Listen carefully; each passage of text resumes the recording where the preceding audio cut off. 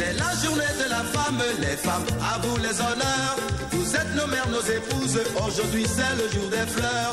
Vous êtes amour, charme et douceur, lumière et celle du foyer. Vous qui inventez les hommes, présidents, rois, fous et voleurs. Vous êtes bonheur et l'orgueil, la vie et la mort des hommes. Malgré tout ce que vous êtes, nous vous aimons, car la vie c'est vous. Malgré tout ce que vous êtes, nous vous aimons, car la vie c'est vous.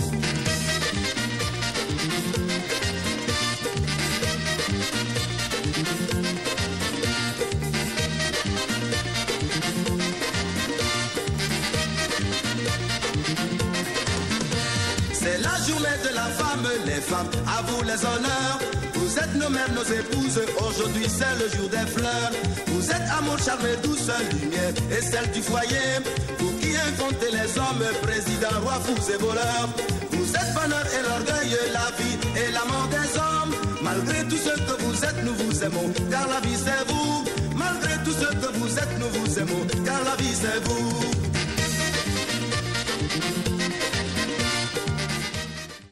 Nous allons devoir commencer avec notre cérémonie. Bien que nombreuses ne sont pas là, on peut comprendre, c'est à cause de la pluie. Monsieur le directeur du cabinet du ministre des Hydrocarbures, Monsieur le représentant national de la COP, Mesdames et Messieurs, le 8 mars de chaque année nous rappelle la Journée internationale des droits de la femme. C'est une journée dédiée à la lutte pour l'égalité des sexes, aux avancées en matière de droits de la femme et à la sensibilisation aux discriminations et aux violences qu'elles subissent jusqu'à nos jours, surtout dans le milieu professionnel. Mesdames, cette journée tire son origine dans les mouvements des ouvriers du début du XXe siècle et a été officialisée depuis 48 ans aujourd'hui par les Nations Unies en 1977. Elle est marquée par les manifestations, des conférences, des débats et des initiatives pour promouvoir les droits de la femme à travers le monde. Monsieur le directeur de cabinet, contrairement à l'idée perçue par certaines femmes, ce n'est pas une fête pour le port des palmes ou de tout autre moyen de sa célébration, mais plutôt un moment de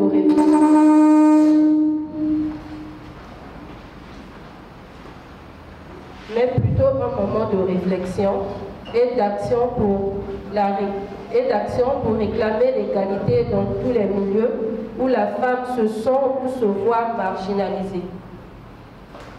Des revendications portent sur des points tels que l'égalité salariale, la lutte des revendications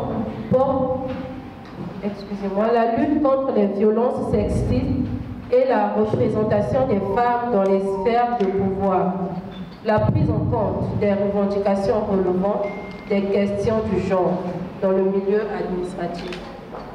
Mesdames, les thèmes retenus pour cette année sont, au niveau international, pour toutes les femmes et filles, droit, égalité et autonomisation. Au niveau national, femmes congolaises face aux enjeux de l'autonomisation. Notre rencontre de ce jour se déroulera selon le programme ci-après.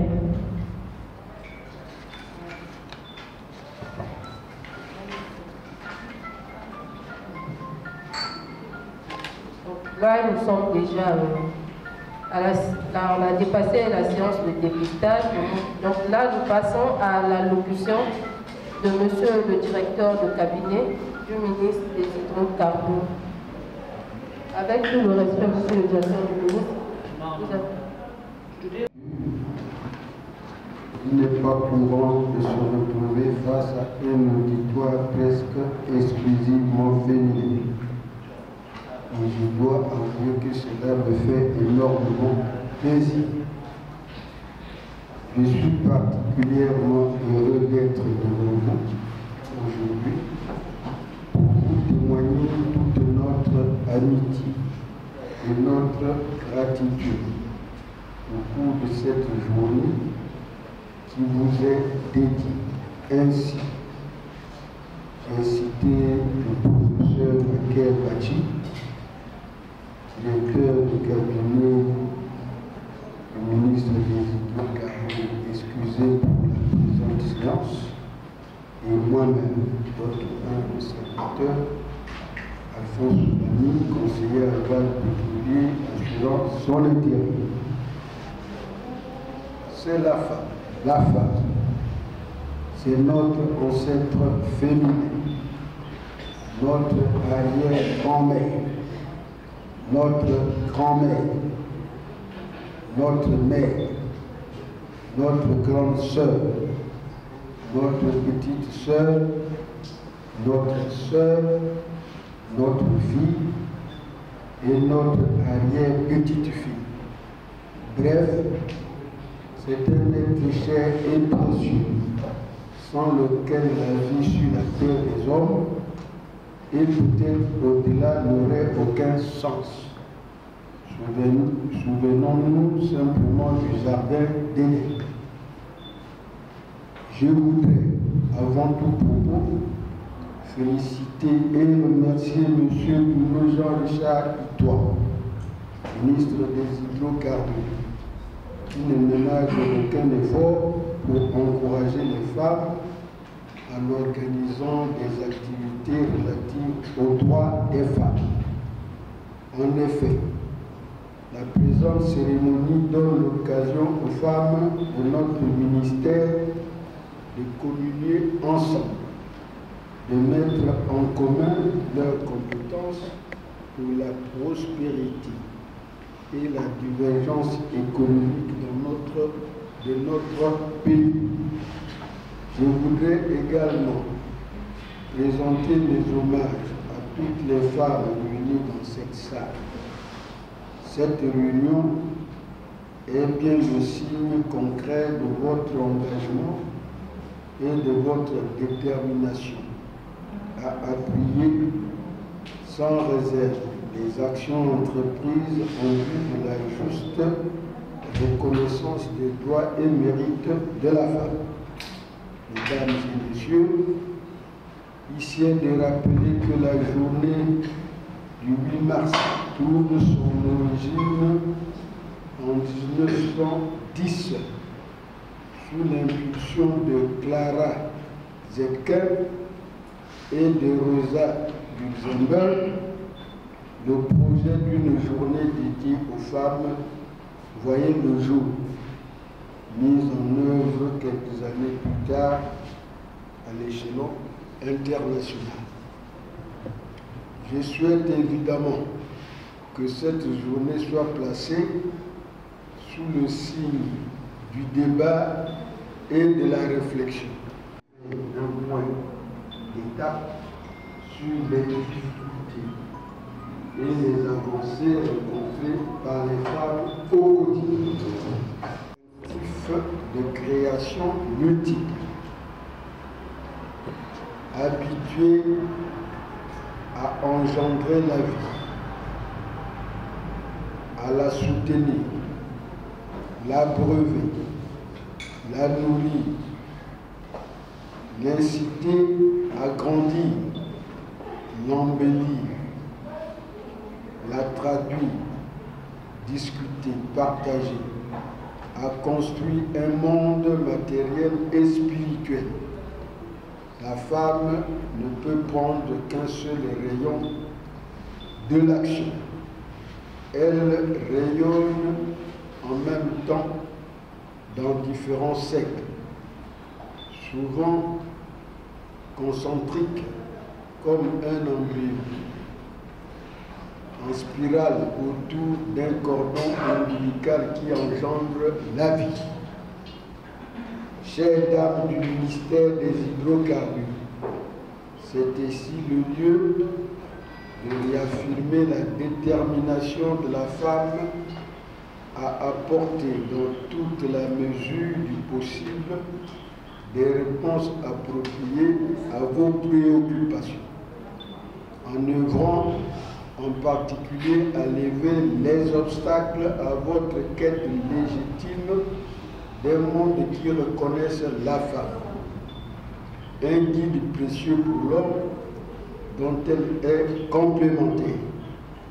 Une femme dont la valeur ne se mesure seulement pas à sa beauté, mais également à ses compétences et à ses qualités, mais aussi protégée dans sa spécificité.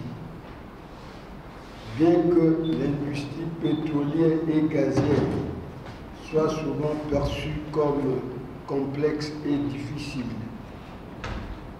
à comprendre, il est important de s'y intéresser pour explorer les opportunités de carrière qu'elle offre. En effet, cette industrie est une source de nombreux avantages professionnels et personnels. C'est dans ce cadre que le ministre des Hydrocarbures continue à promouvoir chaque année la formation continue au profit du personnel de ce ministère, tout en donnant une place de choix à toutes les femmes de ce département ministériel à être plus compétitives pour ainsi occuper des postes de management dans ce secteur considéré être dominé par les hommes. Monsieur Bruno Jean-Richard et toi, mise sur la compétence de chacune des femmes à se lever par l'effort afin de se démarquer et contribuer avec succès au projet d'importance stratégique pour l'économie de notre pays, le Congo. À titre de rappel, le ministère des Hydrocarbures compte, entre autres, une directrice rattachée, 2 directrices centrales et une directrice interdépartementale, toutes très compétentes. Chères dames du ministère des Hydrocarbures, dans son plan d'action énergie durable, son Excellence M. Denis Sassou Nguesso, président de la République, chef de l'État, a institué depuis fort longtemps le projet de production du gaz naturel liquéfié. Aussi, la diversification de l'utilisation du gaz naturel dans les différents secteurs de l'économie congolaise, à travers l'installation de la filière pétrochimique, un compartiment ministériel conduit dès sa création par une femme. Donc, je disais, ça s'avère capital. Mesdames et messieurs, j'ai dit, je vous remercie pour votre aimable attention. Vive la femme, surtout la femme congolaise. La femme, oui. Et c'est goé, c'est beauté. Faites un abisso et bandi.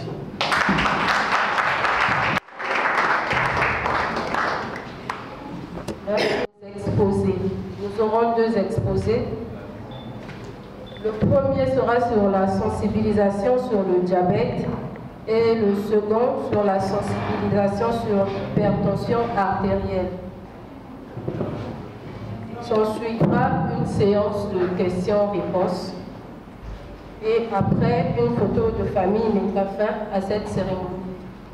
À présent, j'accorde la parole à Madame Mayonda Aouna Aïssa Laure, diabétologue au CHU de Brazzaville, sur l'exposé pour le thème sur le diabète.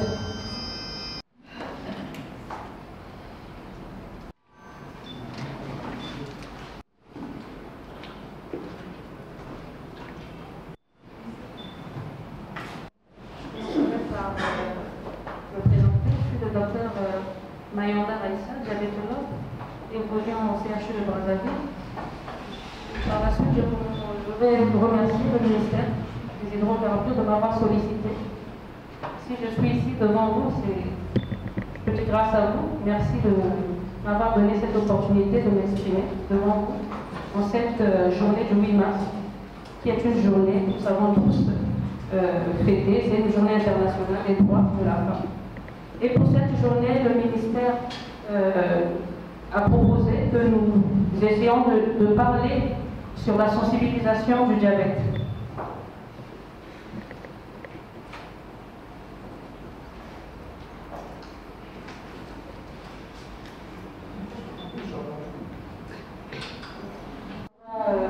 C'est selon le plan ci-après. Donc après une définition du diabète, nous avons les chapitres suivants: épidémiologie, physiopathologie, diagnostic, complications, traitement, avant de parler d'autres types de diabète. En introduction, ce qu'il faut retenir, le diabète est une maladie métabolique qui est caractérisée par une hyperglycémie chronique. Vous voyez que j'ai essayé de changer le numéro de police. Hyperglycémie chronique est marqué en rouge.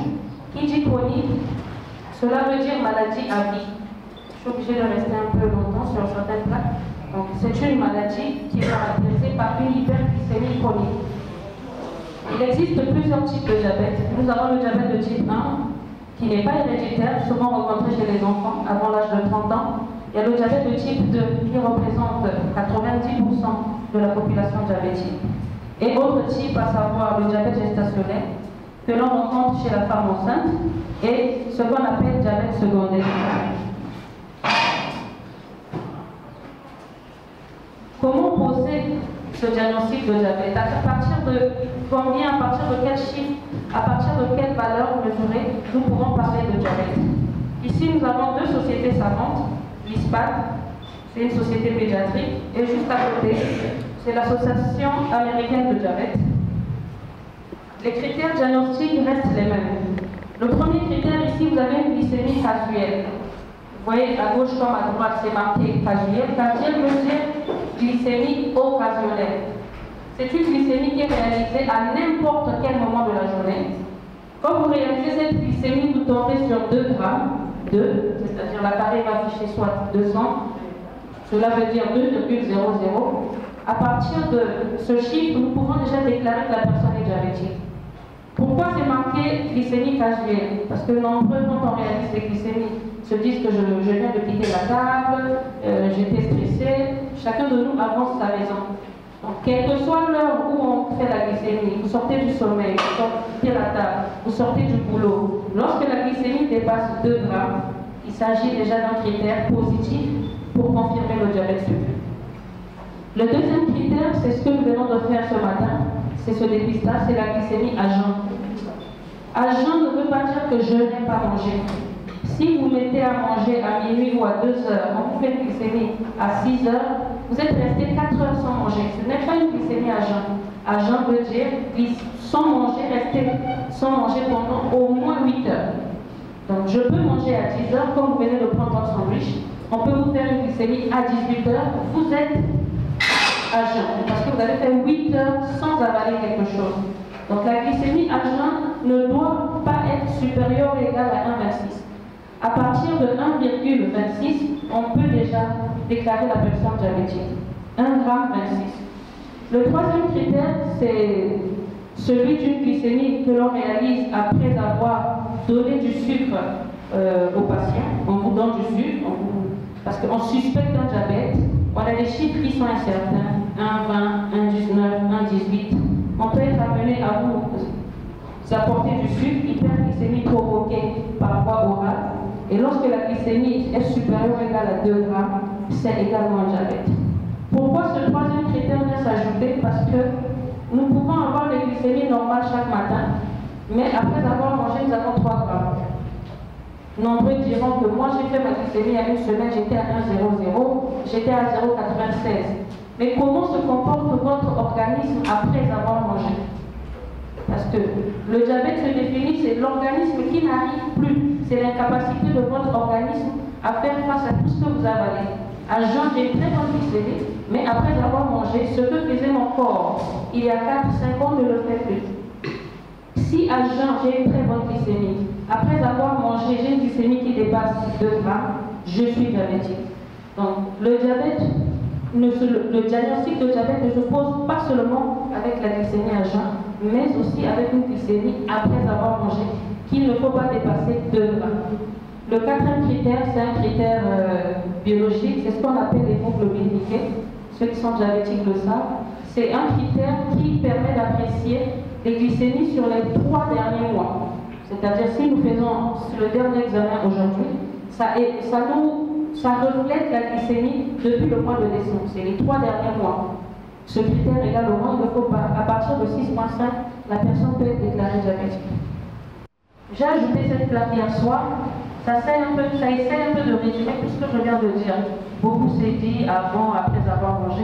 Mais vous avez ici une glycémie à jeun, parce que nous tous, nous avons tendance, pour aller faire une glycémie, je ne mange pas. Nous savons que nous sommes déclarés diabétiques à partir de 1,26 g, supérieur ou égal. Donc, la glycémie normale se situe entre 0,70 et 1,10 g. Entre 1,10 g et 1,25 g, c'est ce que nous appelons pré-diabète. Nous ne pouvons pas déclarer qu'une personne est diabétique entre 1,10 et 1,25. Par contre, nous allons dire à cette personne, faites attention, vous courez le risque de devenir diabétique parce qu'à jeun, vous êtes dans cette tranche de glycémie.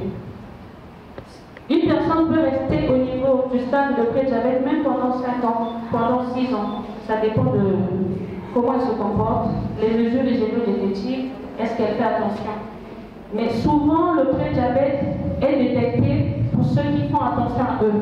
Pourquoi je le dis? Il y a des gens qui font leur bilan annuellement, sans avoir un signe. Ils font des glycémies. Ah, mais j'ai déjà eu une fois 1,15 et ils font attention à eux. Si le diabète devait démarrer à 60 ans, il peut démarrer à 70 ans. Parce que ce sont des personnes qui se comportent déjà comme celles qui sont déclarées diabétiques, alors qu'elles sont dans le stade de pré-diabète. À ce stade, on ne fait rien, c'est juste le changement, la modification de nos habitudes alimentaires. Donc le diabète, c'est 1,26 g supérieur ou égal à 1,26 g. Concernant les critères épidémiologiques, ce sont des critères de 2017. 425 millions de personnes sont atteintes de diabète aujourd'hui, donc c'est un document de 2017. Et d'ici 2045, le monde va compter 629 millions de personnes atteintes de cette maladie. Il s'agit d'une épidémie mondiale qui représente un défi majeur de santé et de développement du XXIe siècle. Plus de 5 millions de décès par an et plus de 13 000 morts par jour, soit un mort toutes les 7 secondes, sont occasionnés par cette maladie. Et nous avons une amputation, c'est-à-dire une jambe qui a été amputée toutes les 30 secondes, non pas causée par un accident, mais l'amputation causée par le diabète. Toujours ces critères épidémiologiques, nous voyons ici qu'en Afrique, en 2017, l'Afrique comptait 16 millions de personnes diabétiques. D'ici 2045, si rien n'est fait, nous passerons à 41 millions, soit une augmentation de 156%. Si c'était 100%, nous serons à 32 millions. Mais là, d'ici 2045, l'Afrique va compter 41 millions de personnes atteintes de diabète. Une élévation de 156%. Le diabète touche un adulte sur 11. Donc si nous prenons 11 personnes, nous faisons la glycémie, peut-être nous tomberons sur une personne diabétique. Donc un adulte sur 11 est atteint de diabète. Chez 46,5% des adultes atteints de diabète, la maladie n'est pas diagnostiquée. Raison pour laquelle de prioriser ce dépistage, parce que dans 46,5%, sinon dans la moitié des cas, nous ne sommes pas encore à 50%, le diabète n'est pas diagnostiqué. Ce sont des découvertes qui se font fortuitement au cours d'un bilan de santé, au cours du dépistage de 8 mars. On découvre quelque chose. 12% des dépenses mondiales sont consacrées à cette maladie. D'ici 2040, ce ne sera plus un adulte sur 11, mais plutôt un adulte sur 10 qui sera atteint de cette affection. 3/4 des personnes atteintes de diabète vivent dans les pays à faible et moyen revenu. 542 000 enfants sont également atteints de diabète de type 1, je reviendrai là-dessus. Et toutes les 6 secondes, une personne meurt de diabète. Et un nouveau-né sur 7 est affecté par le diabète gestationnel, c'est-à-dire le diabète qui survient pendant la grossesse. Que pouvons-nous dire? Nous avons parlé d'hyperglycémie chronique. Chronicité, ça veut dire maladie chronique, ça veut dire que le diabète ne finit pas. J'utilise ce terme ne finit pas parce que certains chez qui on prescrit des médicaments mais qui ne reviennent plus, c'est une maladie chronique. C'est comme l'hypertension. Tout à l'heure, ma collègue va intervenir sur l'hypertension. Ce sont deux maladies chroniques. Comment pouvons-nous expliquer la survenue du diabète? Sur cette plaque, j'ai essayé de faire simple. Vous avez ici l'hyperglycémie qui est, je suis du côté droit, vous êtes là du côté gauche. Cette hyperglycémie, c'est quoi? Tout ce que nous consommons, le sucre que nous mangeons, tout ce que le repas que vous venez de prendre, c'est ça qui va apporter du sucre dans le sang. Et il faut bien manger. Nous ne pouvons pas demander à une personne de ne plus manger. C'est le carburant de l'organisme. Le glucose nous aide à tenir debout. Si je le parle, c'est parce que j'ai du sucre dans mon organisme. Mais une fois que nous consommons beaucoup, ou lorsque nous consommons normalement, lorsque la glycémie est élevée, c'est là où s'écrit hyperglycémie, c'est ce qui va stimuler la fabrication de l'insuline. L'insuline, c'est une hormone que l'on fabrique depuis même, avant même la naissance. Ce fœtus qui est dans le sein de sa mère fabrique déjà l'insuline avant même de naître. Donc l'insuline a pour rôle dans notre organisme, c'est de baisser la glycémie. Il n'y a pas autre chose. Ça n'assure pas la vue, ça n'assure pas la marche. L'insuline a pour rôle de baisser la glycémie. Tout de suite, vous avez pris un sandwich, aussitôt votre insuline sera sécrétée pour faire face à ce que vous venez d'avaler. Et par contre, lorsqu'on se retrouve en hyperglycémie, c'est-à-dire qu'il y a trop de sucre dans notre organisme, c'est tout à fait normal, nous venons de prendre un repas, cet excès de sucre qui est dans le sang, ce sucre sera par la suite stocké, soit au niveau du foie, soit au niveau, ça peut être transformé en graisse. Donc, il ne suffit pas de prendre de l'huile, de la matière grasse, pour dire qu'il y a que ça qui fait grossir. Le sucre que nous consommons, quand il est en excès, il va être stocké au niveau de la graisse. On peut manger du sucre, prendre du sucre tous les jours, on va prendre du poids. Parce que cet excès de sucre sera emmagasiné au niveau de la graisse. Et également, il y a le foie qui va stocker ce sucre. Par la suite, ça c'est l'hypoglycémie, je ne viendrai pas là, vous verrez que c'est l'insuline qui aide à l'utilisation du sucre. Je vous verrai plus tard ici. Sur cette plaque, au départ, nous avons parlé de deux types de diabète. On en a cité 4. Mais les principaux types, vous avez le type 1 et le type 2. Le type 1 ne représente que 10%, c'est rare. Nous, quand nous avons des patients hospitalisés au CHU, sur 28 ou 30 lits, il n'y a qu'un cas de diabète de type 1. Parce que ça ne représente que 10% de la population diabétique. Dans cette catégorie de diabète, il n'y a pas d'insuline. Pourquoi ces enfants font le diabète? Pourquoi c'est la plus jeune que je suis à 2 ans? Pourquoi il fait un diabète? Ce n'est pas héréditaire, ce n'est pas le père, la mère, non. Il n'y a aucun lien. Ce sont des enfants qui ne fabriquent plus l'insuline. Le pancréas n'en fabrique plus. Ça, c'est l'organe qui est censé fabriquer l'insuline. Il n'y en a pas. Il y a une carence totale. Vous voyez qu'on écrit totale en bas? C'est une carence totale.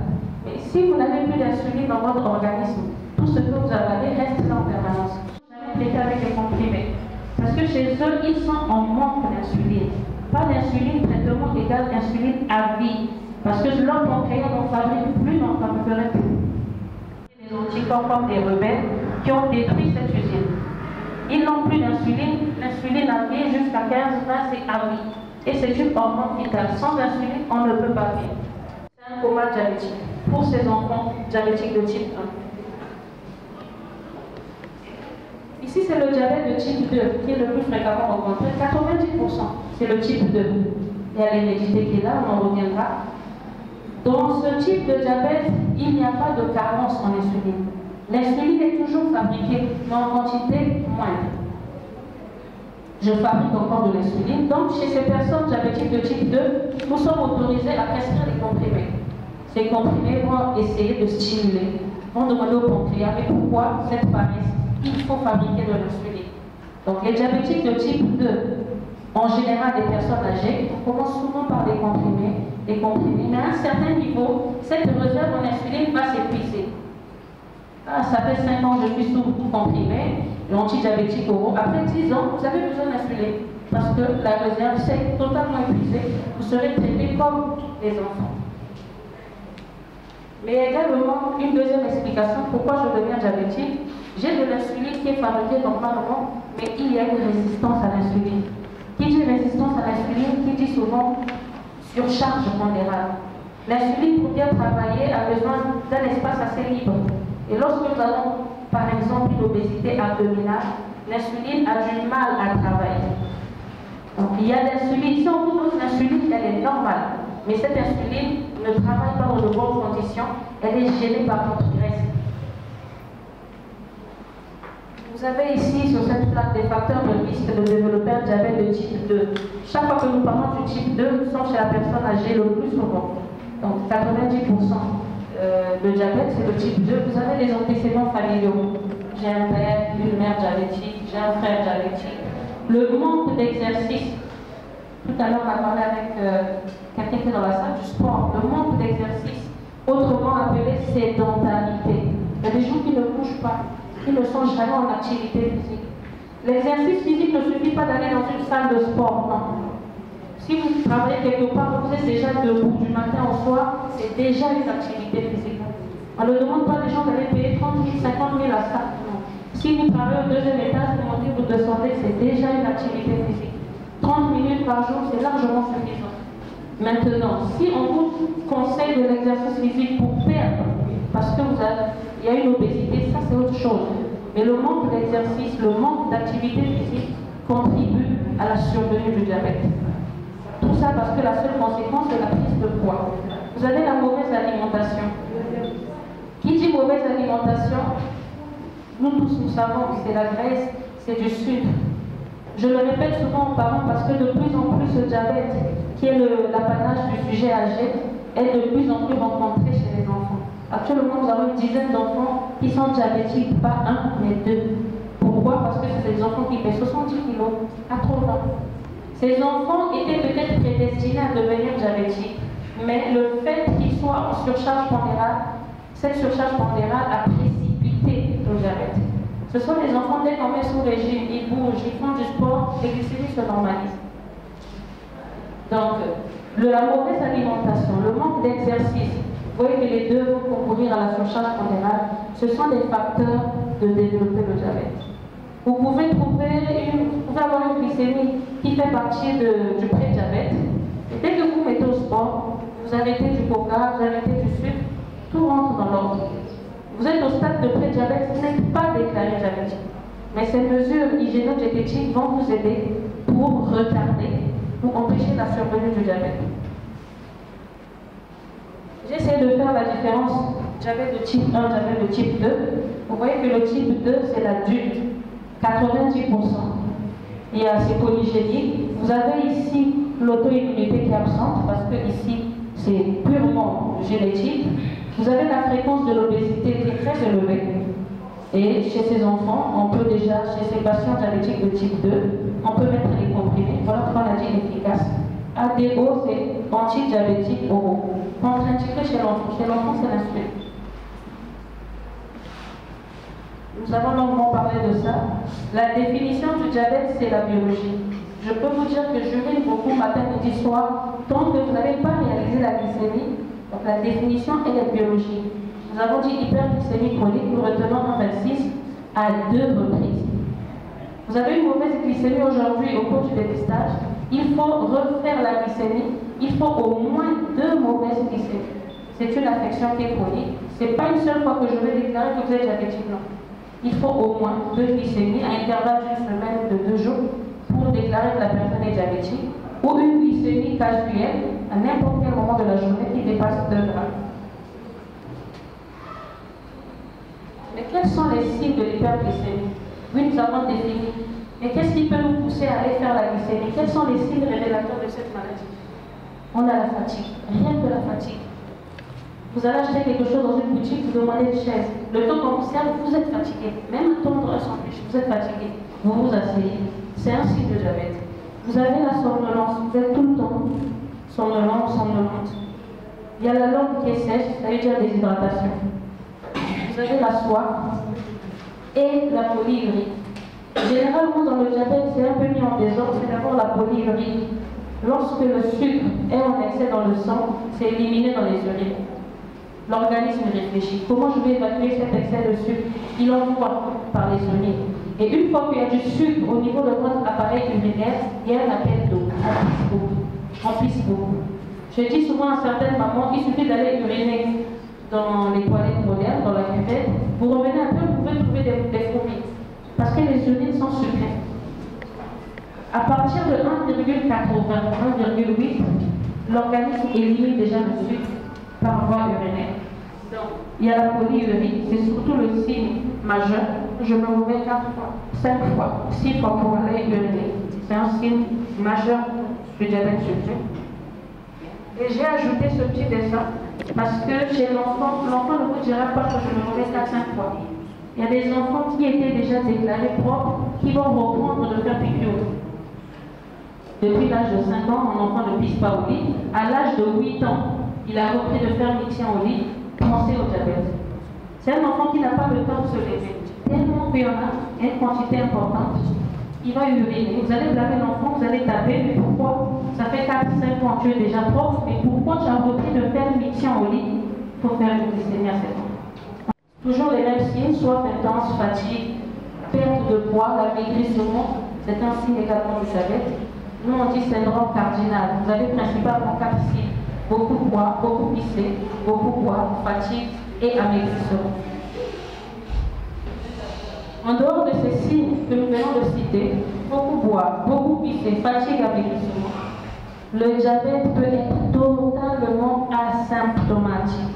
Aucun signe, aucun. On le découvre au cours d'un dépistage, on le découvre au cours d'un bilan de santé, et soit on découvre le diabète suite à une complication. Vous verrez, parce que vous avez fait un accident vasculaire cérébral, un AVC, on découvre un diabète. Donc la découverte se fait déjà suite à une complication. Ça veut dire que le diabète était méconnu. Pour arriver à faire un AVC qui est secondaire, soit à l'hypertension au diabète, ça veut dire que vous étiez diabétique méconnu. Les complications aiguës, je veux vite passer, c'est lorsque les patients arrivent avec 5, 6, c'est une urgence. Complications aiguës, une fois qu'on soigne, ça passe. C'est-à-dire que ça ne va pas demeurer définitivement. Ensuite, vous avez des complications chroniques. C'est là le problème. Cette hyperglycémie, tout à l'heure, on vous a pris du sang au niveau du doigt. Si vous avez un ici, si on vous pique de ce côté, c'est la même glycémie. Pourquoi j'insiste là? C'est parce que ce sucre va partout. Si vous vous blessez à l'oreille, vous aurez du sang. S'il y a 2 grammes ici, au niveau de l'oreille, ça sera 2 grammes.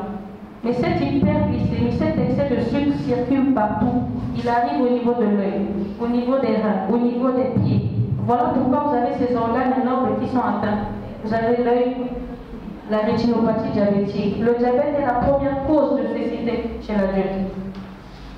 Vous avez la néphropathie diabétique. Le diabète, c'est la première cause d'insuffisance rénale. Nous citons encore l'accident vasculaire cérébral, AVC. Les diabétiques sont pour le risque 2 à 4 fois plus élevé de faire l'accident vasculaire cérébral. Vous avez les maladies cardiovasculaires. 8 diabétiques sur 10 meurent d'accident vasculaire cérébral, d'accident cardiovasculaire. Le diabétique ne va pas forcément mourir pour sa glycémie à 3, mais ce sont ses complications. Les yeux, le cœur, le rein, il y a la neuropathie diabétique. Ceux qui ont mal aux pieds, ça fait très mal. Il y a des gens qui dorment avec des pieds plongés dans un seau. La bêtise qui se fait, que nous constatons, il y a d'autres qui vont se faire traiter traditionnellement. Et quand ils font des scarifications, il y a une plaie. Il y a d'autres qui mettent dans du sable chaud, ça dépend de chaque ethnie. Ils disent que chez nous, au sud, j'ai vu une dame du Niari qui faisait comme si on faisait de l'arachide, elle met dans du chaud, mais si on a une neuropathie diabétique, on ne sent pas bien. On peut marcher sur du charbon chaud, mais on ne le ressent pas. Et l'erreur, j'ai une plaie, je ne sais même pas que j'ai une plaie. C'est quand elle en retire sa sondage, elle voit qu'il y a de l'eau, il y a du liquide, elle dit mais ça vient d'où? Elle regarde sur la plante de son pied, parce qu'elle ne sent pas. Il y a une perte de la sensibilité.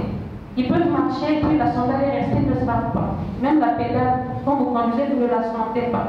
C'est ce qu'on appelle neuropathie diabétique. Chez l'homme, ça peut se manifester par un trouble de l'érection.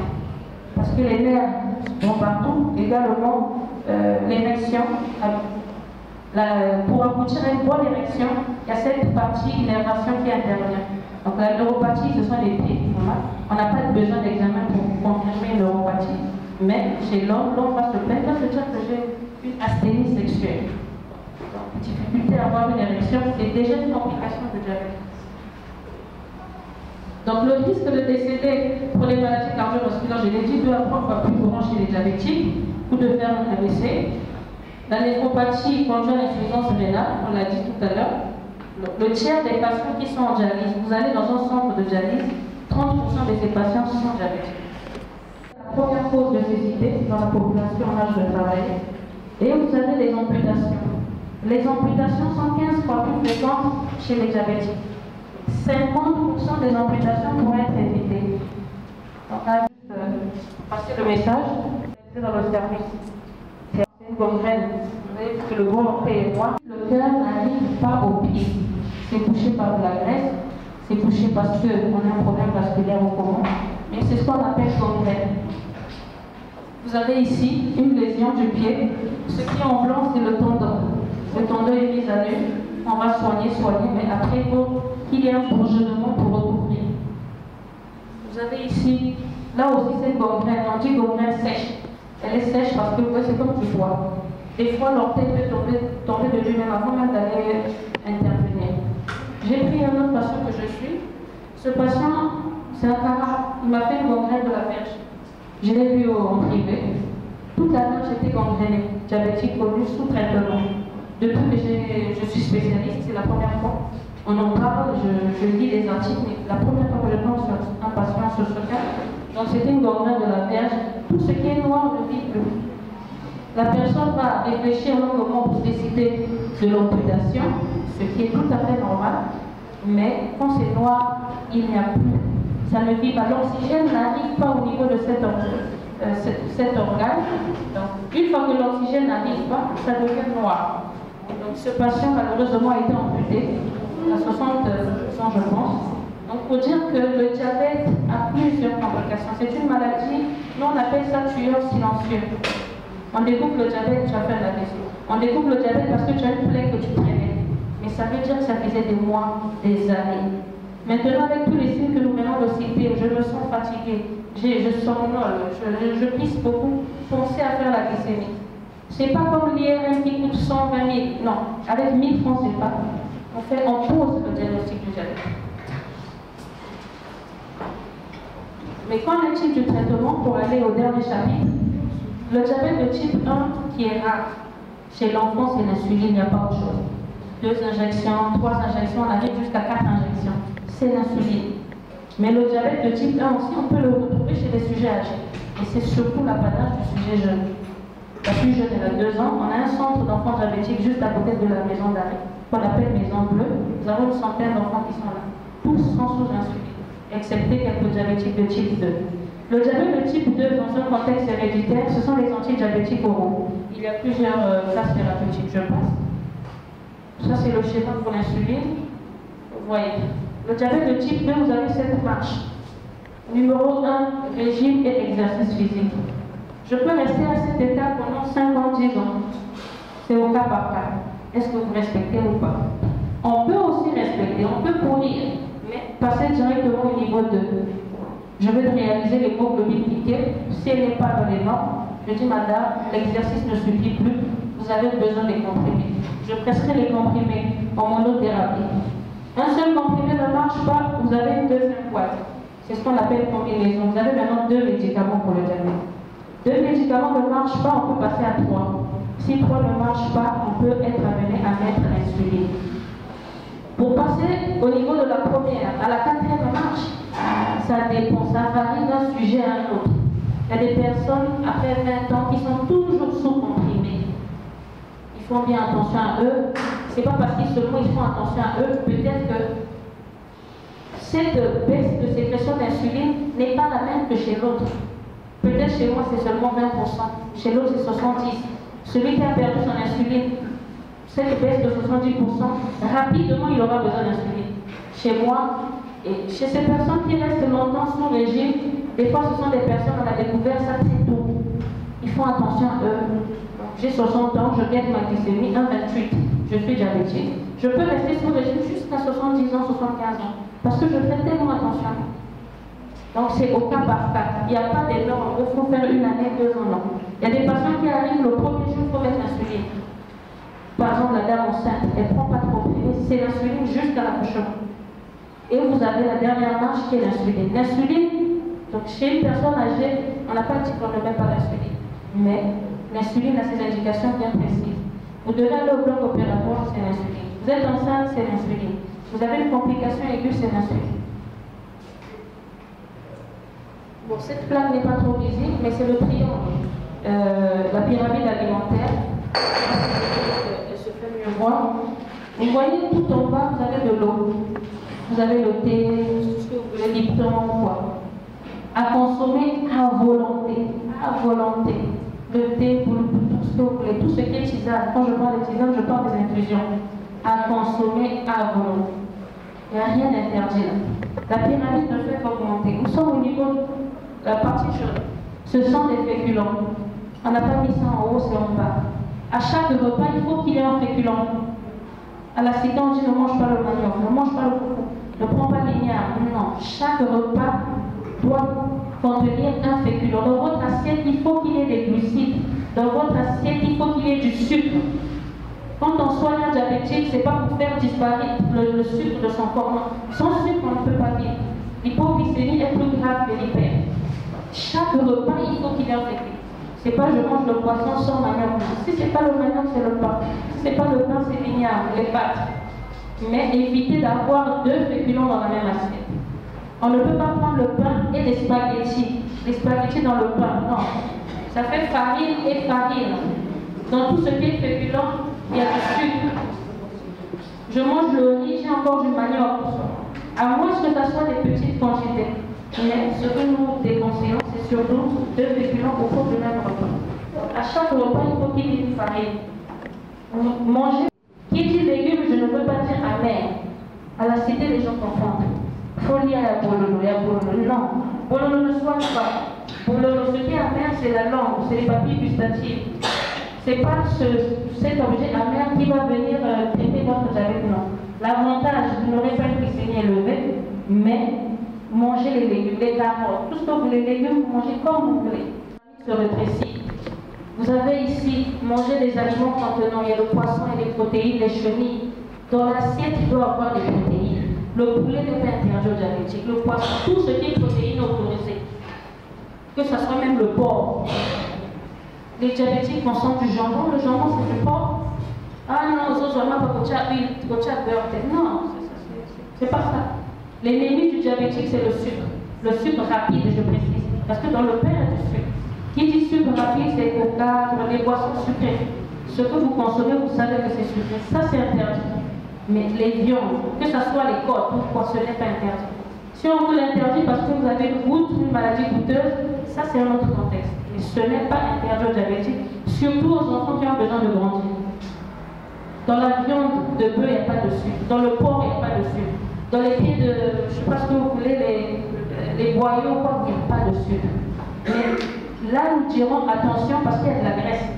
Si la personne en face de nous en surcharge pondérale, on va dire, ah, madame, la viande n'est pas interdite, mais allez plus au poisson, parce que c'est moins gras. Donc les protéines sont conseillées.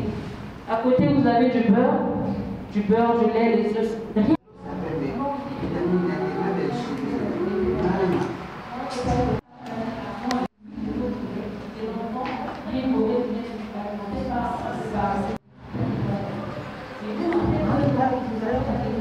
Ah oui, oui, ça.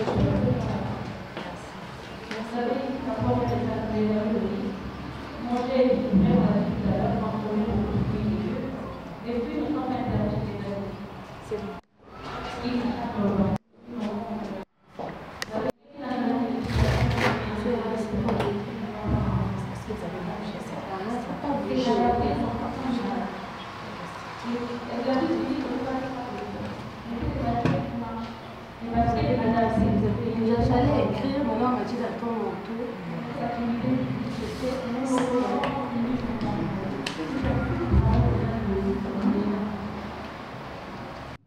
Je dis, moi je ne suis pas diabétique. Un mois après, tu tombes enceinte. On découvre un diabète pendant les consultations prénatales. Ce n'est pas un diabète gestationnel. J'avais déjà une glycémie qui n'était pas bonne avant de tomber enceinte. Mais si on le découvre pendant la grossesse, c'est un diabète gestationnel. Plusieurs facteurs sont à l'origine du diabète gestationnel. Ceux qui font des glycémies élevées pondérales en un excès de poids, on peut faire un diabète gestationnel. Il y a des femmes âgées de plus de 35 ans, les antécédents familiaux de diabète. Maman était diabétique, papa, donc je suis enceinte, je fais déjà un diabète.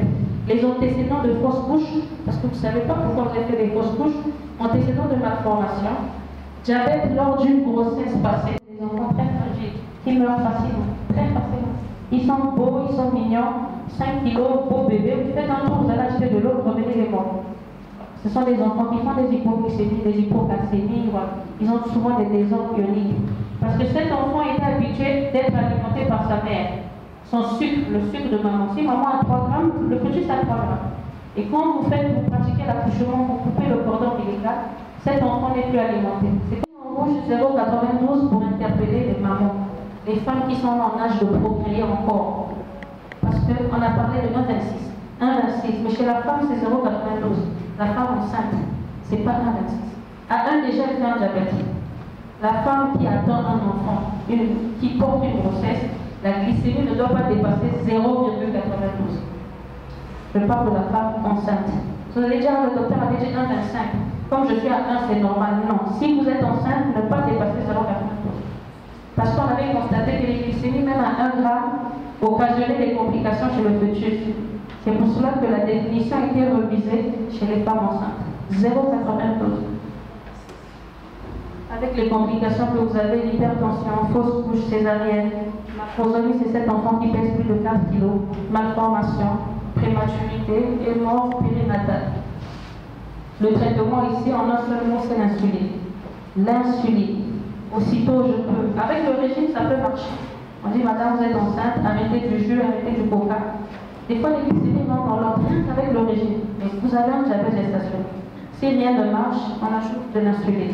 Peu de l'insuline, pas de comprimés. Il n'y a pas encore de consensus qui autorise les comprimés, avec le risque de malformation et tout. Avant la conception, il faut programmer des grossesses, dépister, traiter des complications. Malheureusement, certaines sages-femmes n'ont pas ce chiffre de 0,92. Nous voyons des fois des femmes à la 4e consultation prénatale qui s'est mise à 2. Comme vous voyez, la première consultation, c'était à 1,20 g. Elle n'en voit pas, elle se dit que c'est normal, c'est pas 1,26. Souvent les femmes viennent en retard, ce qui n'est pas bien. Il faut normaliser glycémie, apporter l'insulinothérapie et l'insulinothérapie nécessaire dans le diabète de type 2. Les diabètes secondaires, je passe. Si le pancréas qui fabrique l'insuline est malade, je veux faire le diabète. Si aujourd'hui on opère du pancréas, on enlève mon pancréas, je n'aurai plus d'insuline. Je ferai un diabète. Ce n'est pas un type 1, ce n'est pas un type 2, mais c'est parce qu'on m'a retiré ce qui fabrique l'insuline. J'ai mis en rouge la corticothérapie locale, le 8 mars, la journée internationale des droits de la femme. On veut tout être belle, mais la corticothérapie, même appliquée par la peau, pour éclaircir, ça donne le diabète.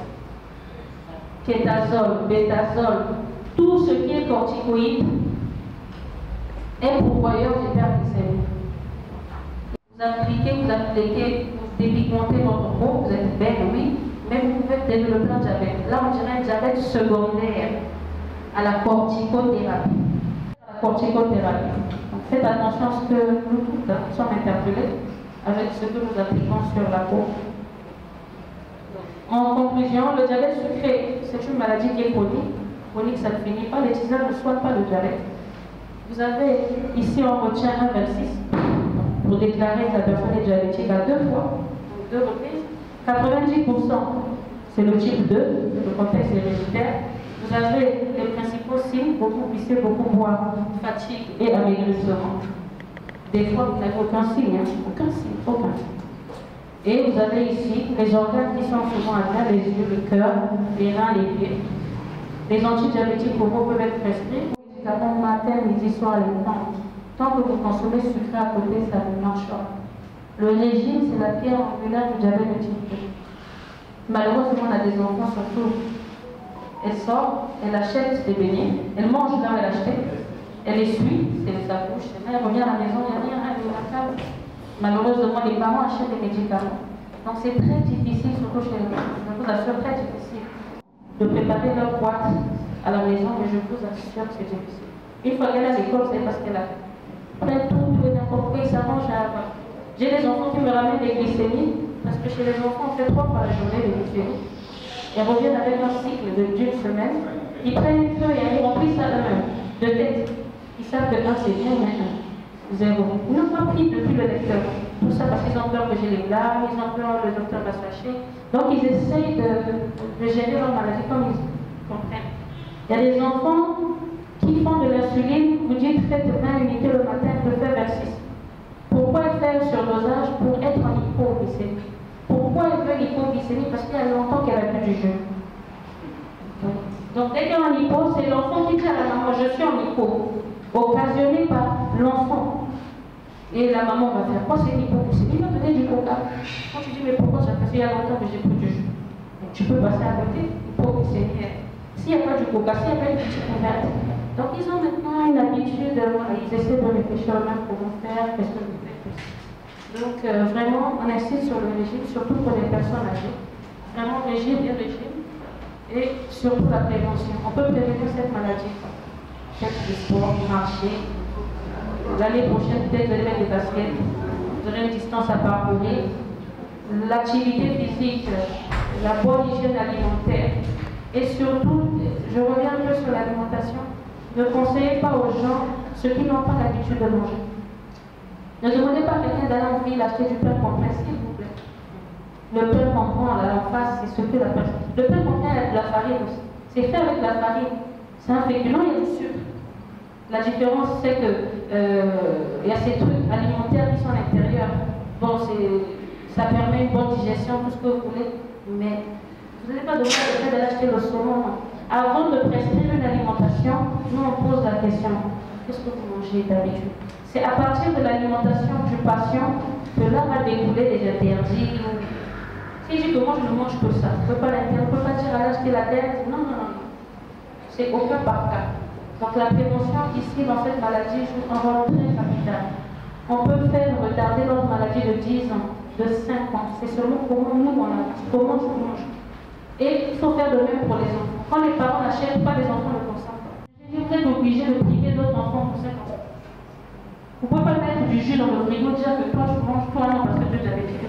Si vous voulez accompagner votre enfant dans la maladie, n'achetez plus. C'est pour le bien de l'autre.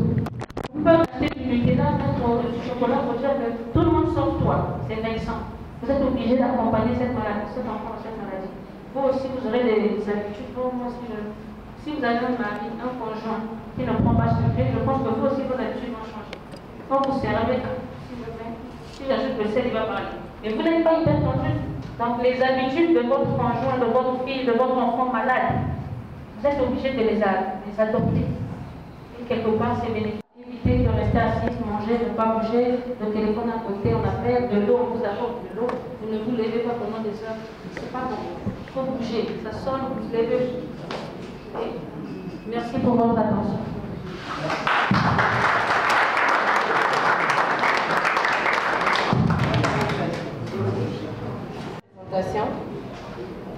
Par le docteur Kimbekete Lidwin, cardiologue au centre médical France Connu.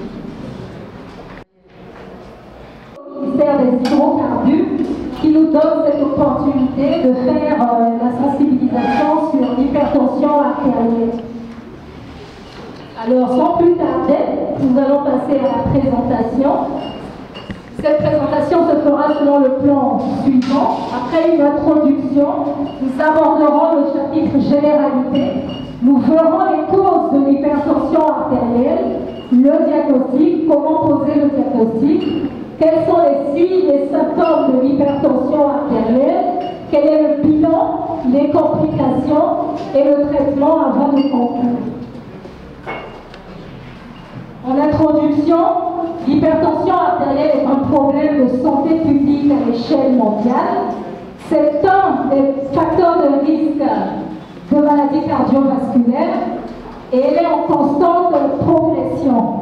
Aujourd'hui, elle est l'une des premières causes de décès prématurés dans le monde, d'après l'OMS. Plus d'un quart de la population mondiale adulte est hypertendue. En Afrique, aujourd'hui, actuellement en 2025, on compte 150 millions de patients hypertendus. À Brazzaville, la prévalence de l'hypertension est de 32,5%. La bonne nouvelle, c'est que l'hypertension artérielle peut être contrôlée, mais à la condition d'un dépistage précoce et d'une prise en charge adaptée. D'où le thème qui a été choisi pour une sensibilisation sur les dangers de l'hypertension artérielle, une sensibilisation à l'importance de prendre des mesures pour la contrôler, mais aussi une sensibilisation à la prévention. Avant de pouvoir définir l'hypertension artérielle, nous allons voir ce que c'est qu'une pression artérielle, qu'on appelle encore une tension artérielle. C'est la pression qui reste au sein des vaisseaux sanguins. Et comme nos hommes qui sont généreux, le système cardiovasculaire est très généreux. Il vascularise, il est nécessaire à la bonne alimentation des organes en nutriments et en oxygène. La pression artérielle est exprimée en millimètres de mercure et en centimètres de mercure quand on parle de tension artérielle. Et finalement, c'est quoi l'hypertension artérielle? Comme une pression artérielle trop élevée dans les vaisseaux sanguins, supérieure ou égale à 140 sur 90 mm de mercure. En consultation médicale et confirmée sur la durée. Je vais insister sur la durée parce qu'il faut que cette tension soit élevée de façon permanente. En une seule fois, on ne peut pas parler d'hypertension artérielle. Donc il faut insister sur les prises, au moins 3 prises à au moins 3 consultations. À 140 sur 90 mm de mercure ou 14 sur 9 cm de mercure. Sur ce schéma, nous avons représenté ce que nous venons de dire plus haut. Donc, qu'est-ce que c'est que l'hypertension artérielle? La tension artérielle. Nous avons représenté là une artère par laquelle le sang circule et est approvisionné au niveau des vaisseaux. C'est ce qu'on appelle une pression artérielle. Et quand cette pression est élevée à l'intérieur de l'artère, on parle d'une hypertension artérielle au chiffre que nous venons de définir. Alors, les experts ont classé l'hypertension en plusieurs grades. Nous avons une hypertension artérielle de grade 1 ou légère à partir d'une tension artérielle systolique. Donc le premier chiffre à 140 sur 159 et le deuxième chiffre sur 80, entre 90 et 99 cm de mercure. L'hypertension artérielle est de grade 2 ou modérée à partir d'une tension artérielle autour de 160 ou 179 pour le premier chiffre et ou 100 ou 109 pour le deuxième chiffre. Et on parle d'une hypertension artérielle élevée ou de grade 3 quand on a une tension artérielle supérieure ou égale à 18 ou 180 pour le premier chiffre et ou une tension artérielle supérieure ou égale à 11 ou 110 pour le deuxième chiffre. Quelles sont les causes de l'hypertension artérielle? Dans 90% des cas, aucune cause n'est retrouvée. On parle alors d'une hypertension artérielle dite essentielle. On pense dans cette hypertension que plusieurs facteurs seraient à l'origine de cette hypertension. Il y a des facteurs non modifiables, c'est le sexe, c'est l'âge. Ici, nous avons représenté par l'hérédité. L'âge, avec l'âge, plus on vieillit, plus les artères vieillissent, ils perdent en élasticité et ils deviennent rigides, augmentant la pression au niveau des artères. À côté de cela, nous avons des facteurs modifiables sur lesquels nous pouvons nous intervenir. Il s'agit, le docteur Mayanda l'a dit, de l'inactivité physique, de la consommation excessive de sel, de la consommation excessive d'alcool et aussi du surpoids ou de l'obésité qui seraient des facteurs favorisant cette hypertension artérielle. Dans 10% des cas, l'hypertension peut être causée par certaines maladies ou certains médicaments. J'ai cité la maladie rénale chronique, l'hyperaldostéronisme secondaire, l'hyperthyroïdie, l'acromégalie, qui sont des maladies de la spécialité du docteur Mayanda. Mais il y a aussi la maladie vasculaire qu'on appelle la coarctation de la aorte qui peut entraîner l'hypertension artérielle. Après, bien évidemment, nous avons certains médicaments, les anti-inflammatoires non stéroïdiens, les diclos que nous prenons, les ibuprofen que nous prenons à la cité en quantité importante, peuvent entraîner une hypertension artérielle. Les corticoïdes, le docteur Mayanda venait d'en parler, que ce soit ce que nous utilisons en pommade, en médicaments ça existe aussi, ça peut également entraîner une hypertension artérielle. J'ai oublié de souligner que chez la femme, il y a aussi certains contraceptifs oraux, notamment les oestroprogestogènes, qui peuvent entraîner une hypertension artérielle. Le mâcher, la réclise, peut également conduire à une hypertension artérielle, mais cette fois-ci qui est dite secondaire. Comment poser le diagnostic de l'hypertension artérielle? Le diagnostic est simple. Il se fait par la mesure de la pression artérielle, soit en consultation, parce qu'on va voir son médecin, soit en dépistage individuel ou collectif, c'est ce qui s'est passé aujourd'hui.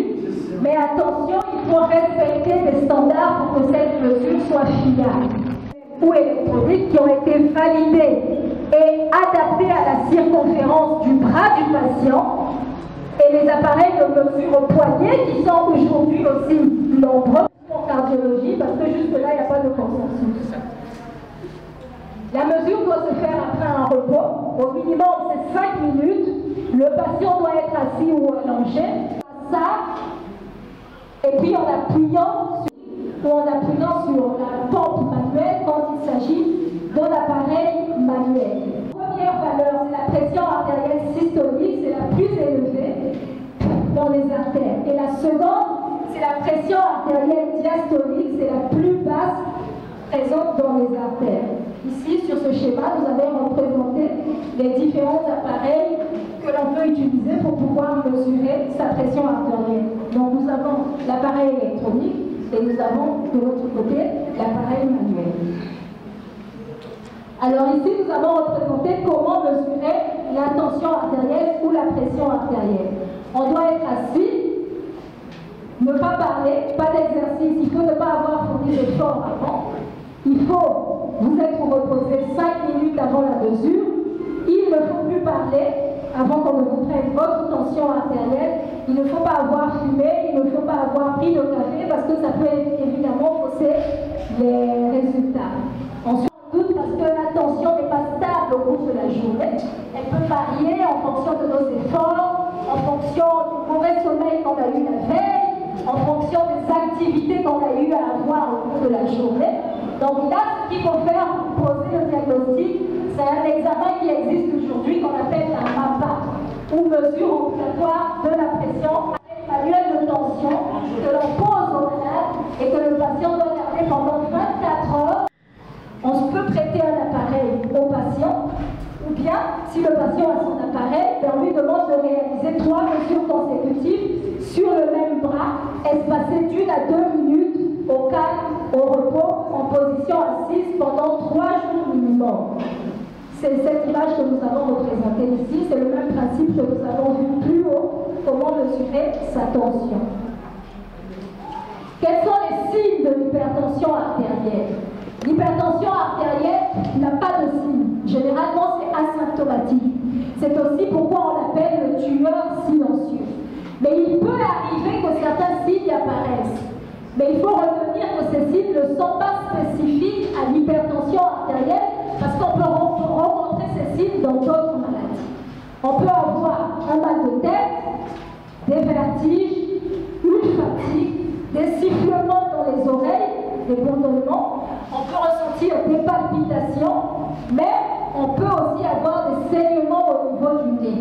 Quand on saigne au niveau du nez, ce n'est pas un signe qui est inquiétant, qui est grave, mais il faut mesurer sa tension. Ça peut permettre de diagnostiquer une hypertension artérielle.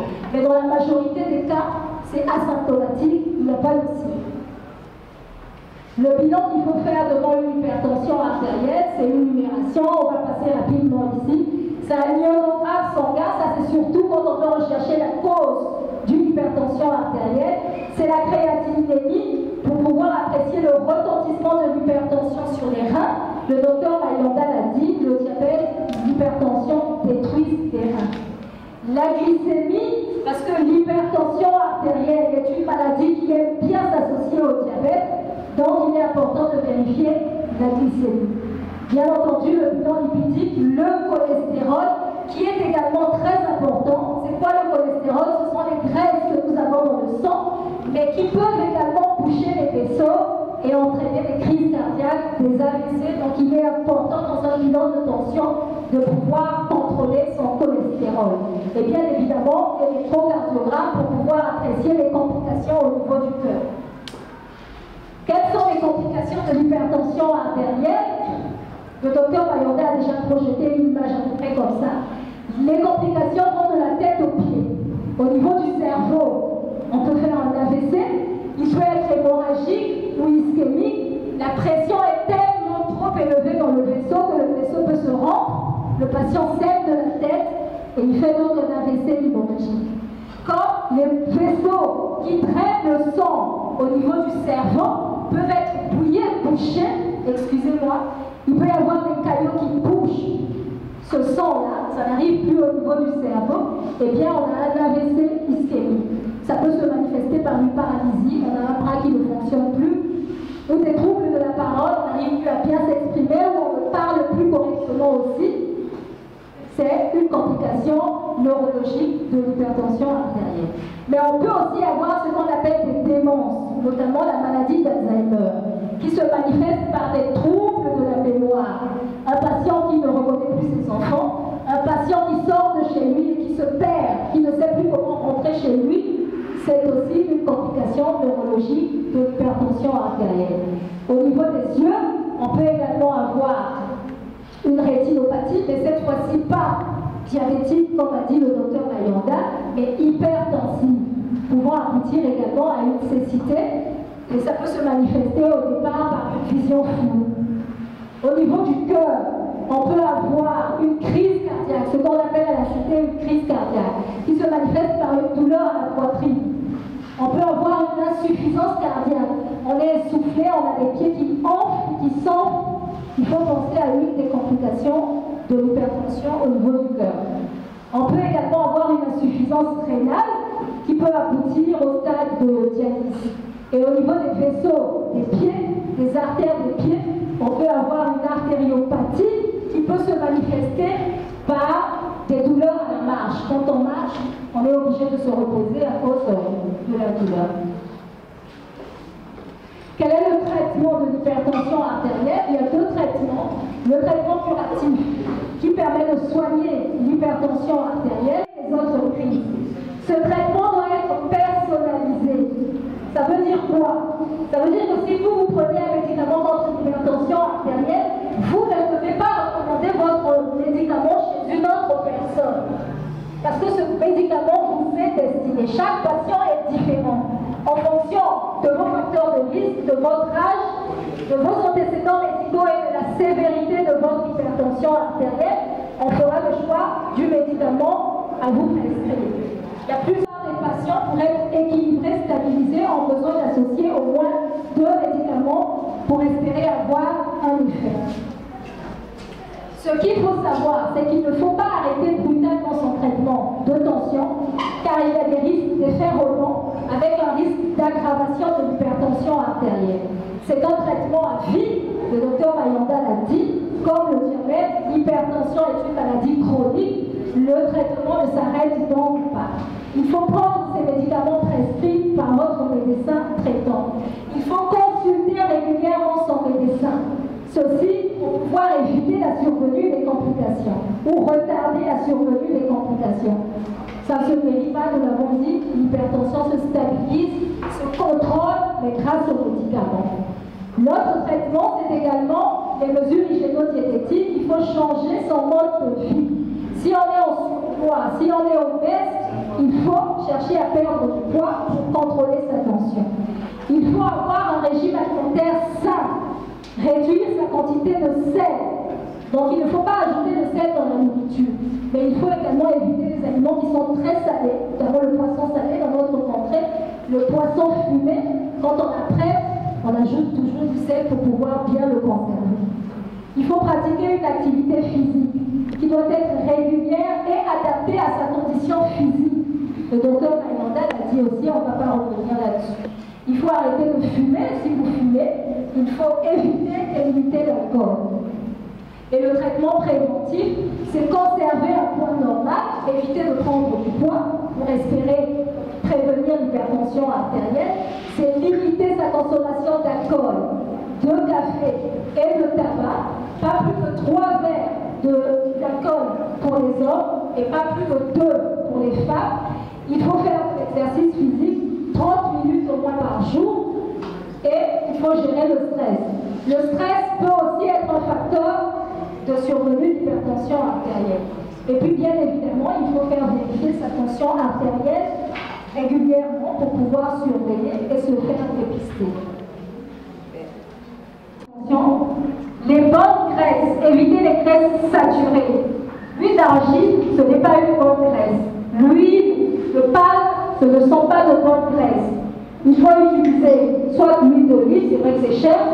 La sardine, c'est un poisson qui est riche en bonnes graisses. Les poissons, le docteur Mayanda l'a dit, mangez beaucoup de poissons. Le hareng, je crois que c'est ce qu'on appelle chez nous, comment on appelle ce poisson-là? Le makwala, c'est ce qu'il faut privilégier. Les protéines animales ou végétales, et c'est des espèces de petits pois qu'on mange ailleurs, voilà. Les lentilles, les petits pois, les cassas chez nous, tout ça ce sont des légumineuses. Et puis bien évidemment, les laits écrémés, ce sont des laits qui sont moins gras, qui ont été débarrassés de graisse, les laits végétaux, et puis privilégier les bananes qui sont riches en potassium, car le potassium aide également à baisser l'hypertension artérielle ou la tension artérielle. En conclusion, l'hypertension est une pathologie cardiologique fréquente. Il est nécessaire d'adopter de nouvelles habitudes de vie pour réduire les risques. Et il est important de se faire dépister avant que les organes soient atteints de façon irréversible. Je vous remercie.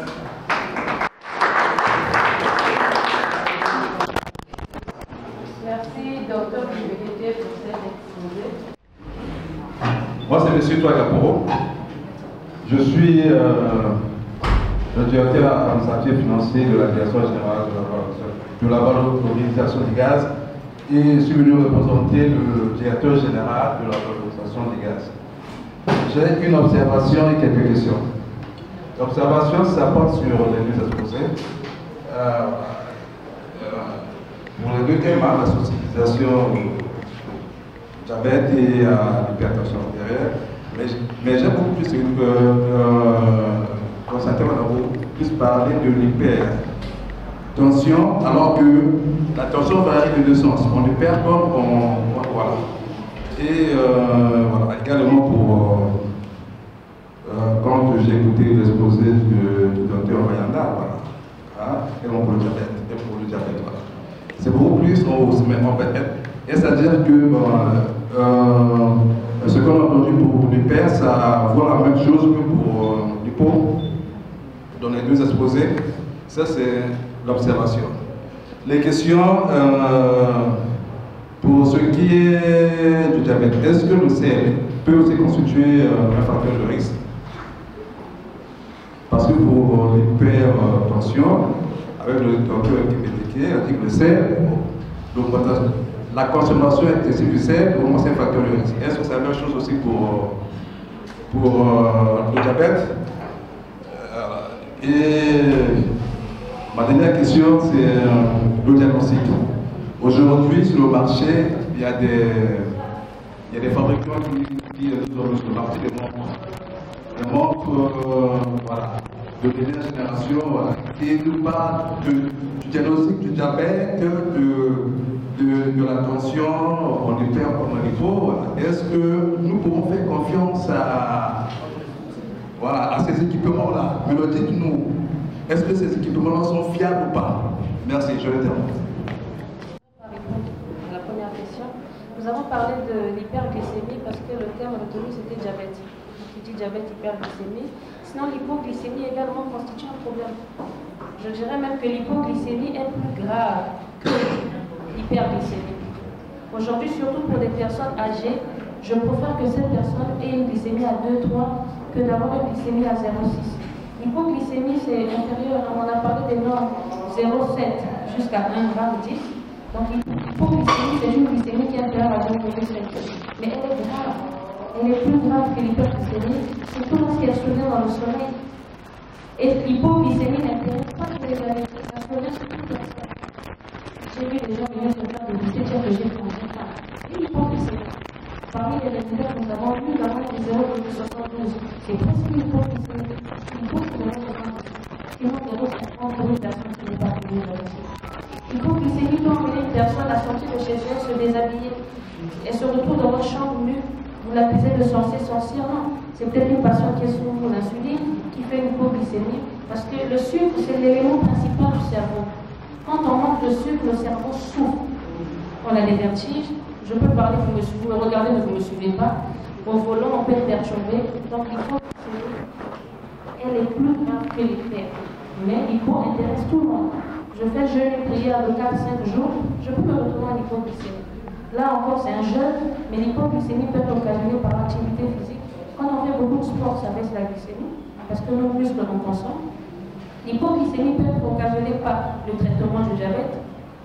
Il n'y a pas une semaine, j'ai eu un patient qui a pris un France, qui s'est injecté avant d'embarquer. Dans l'avion, il a oublié qu'il avait déjà fait l'injection. Il a encore fait une deuxième injection à la même dose. Il avait une unité d'insuline, il a encore fait le 6, ça fait une autour de 52, et il fait un malaise en plein vol.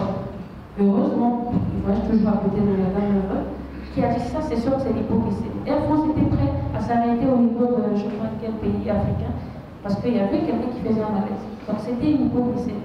L'hypoglycémie, si elle survient pendant le sommeil, vous dormez, vous partez. Vous dormez, vous allez trouver le lit qui est mouillé, la personne a beaucoup transpiré.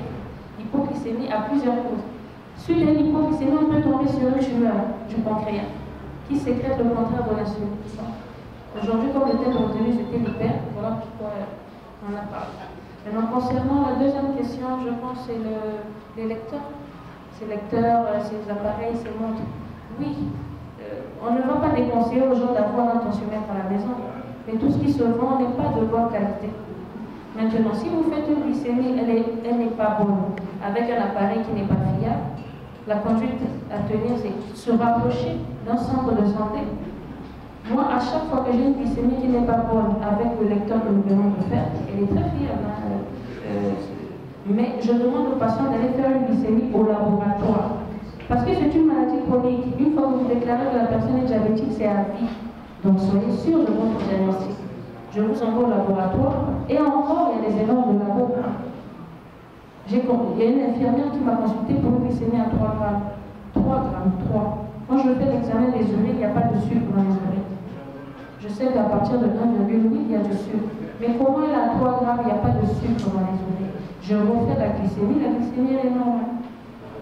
Il y a une erreur d'interprétation. L'appareil peut être fiable, mais est-ce que l'appareil est en grammes par litre? Des fois, c'est en millimol.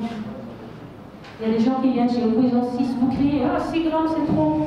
Mais l'appareil peut être en millimol, il faut diviser par 5,5 pour avoir le gramme par litre. Même nous, nos étudiants, des fois, ils n'arrivent pas à faire cette conversion. Dès qu'ils voient 6, ah, docteur, c'est une glycémie qui est très élevée. Il y a un problème de lecture. Quand l'appareil à glycémie affiche HI, HI, ça veut dire high, ça veut dire élevé. Ça veut dire que votre glycémie a dépassé 6. J'ai eu des patients qui sont restés chez eux 3-4 jours. Docteur, mon appareil ne marche pas. Pourquoi ça affiche HI depuis 2-3 jours? J'ai dit, mais monsieur, vous avez une glycémie qui a dépassé 6. C'est parce que quand on voit des appareils, nous, praticiens, il faut expliquer. Tout à l'heure, le docteur qui m'équétait reviendra là-dessus, sur le tensiomètre. J'aimerais que tu interviennes là-dessus. C'est comme au niveau du poignet. De plus en plus, c'est déconseillé. Parce que quand vous mettez ce petit tensiomètre au poignet, il faut ramener au niveau du corps. Nombreux ne le savent pas, vous mettez au poignet, vous éloignez comme ça. Ça modifie la pression artérielle. Donc, ces lecteurs de glycémie vendus en pharmacie ou ces montres qui donnent la fréquence cardiaque, non, moi je les conseille. Mais ne pas se limiter à ça. Il faut toujours se rapprocher d'un corps médical, d'une infirmière, d'un infirmier. Il ne faut pas seulement se fier à ça. Si votre appareil que vous allez acheter en route montre 2, je ne pense pas que vous allez prendre l'insuline. Vous allez dire non, je vais quelque part, je vais refaire. Quel est notre appel? tension, la pression artérielle, comme l'a dit le cardiologue, parce que bon, il y a une rétention d'eau avec le céréal. Mais le sucre ne donne pas le diabète.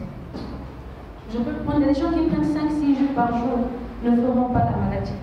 Mais le sucre va précipiter le diabète chez une personne qui est prédisposée. Si je prends du sucre, ça ne veut pas dire que la glycémie ne va pas augmenter, ça va augmenter.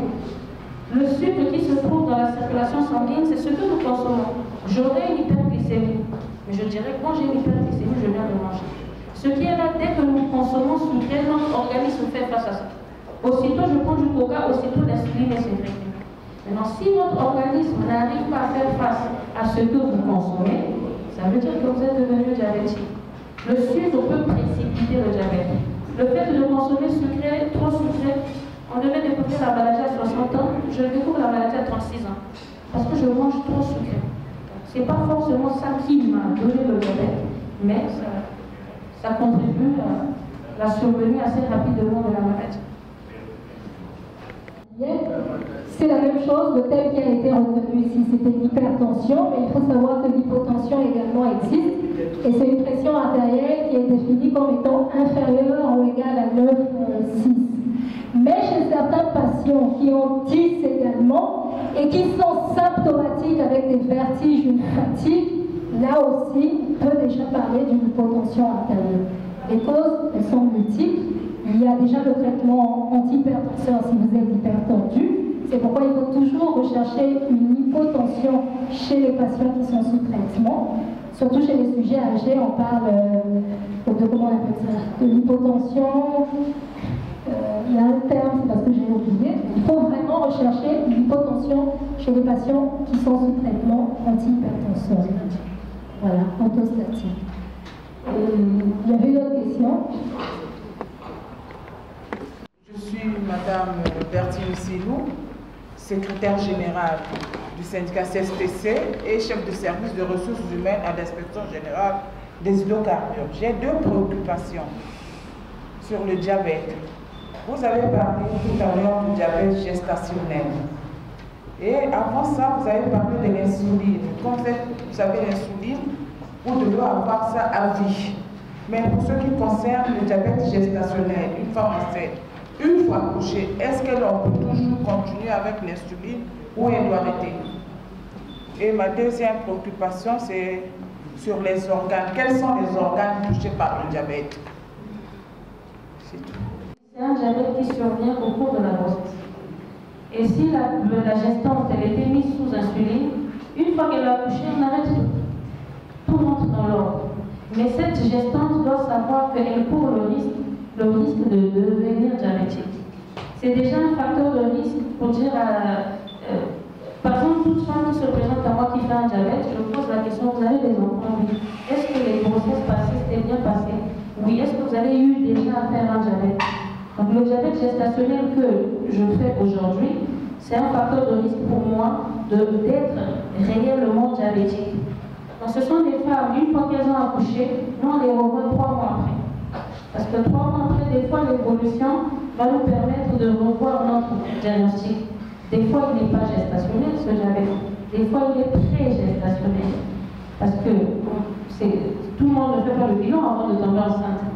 On découvre pendant la grossesse, mais est-ce qu'avant de tomber enceinte, il n'y avait pas déjà une glycémie qui n'était pas bonne? Personne ne le sait. Mais ces femmes accouchent, une fois que tu accouches, on arrête l'insuline. Maintenant, si c'est une dame qui était diabétique avant, elle tombe enceinte, là nous parlons de diabète et grossesse. Ce n'est pas diabète gestationnel, diabète et grossesse. Donc cette dame diabétique connue tombe enceinte, elle est mise sous insuline. Si elle prenait des comprimés, nous arrêtons les comprimés, nous mettons de l'insuline.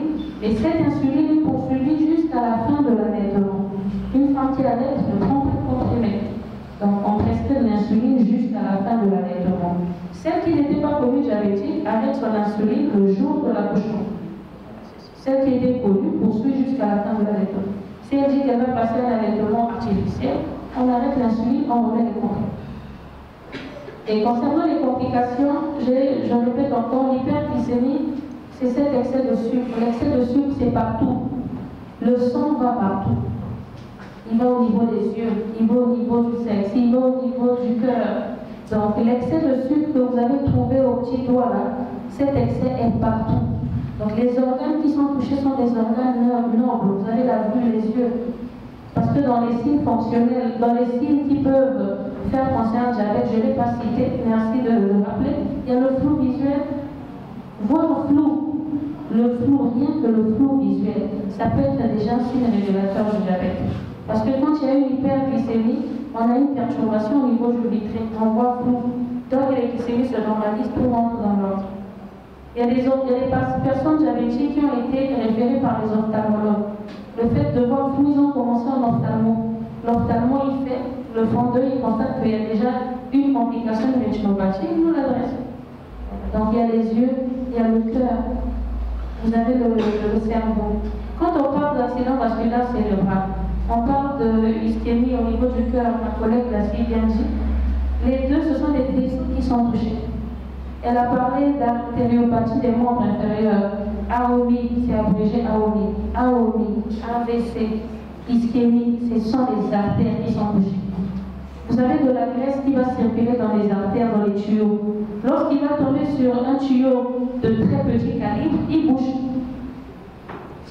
J'ai une boule qui est là, qui circule dans mon corps. Il arrive sur un calibre comme ça, il passe.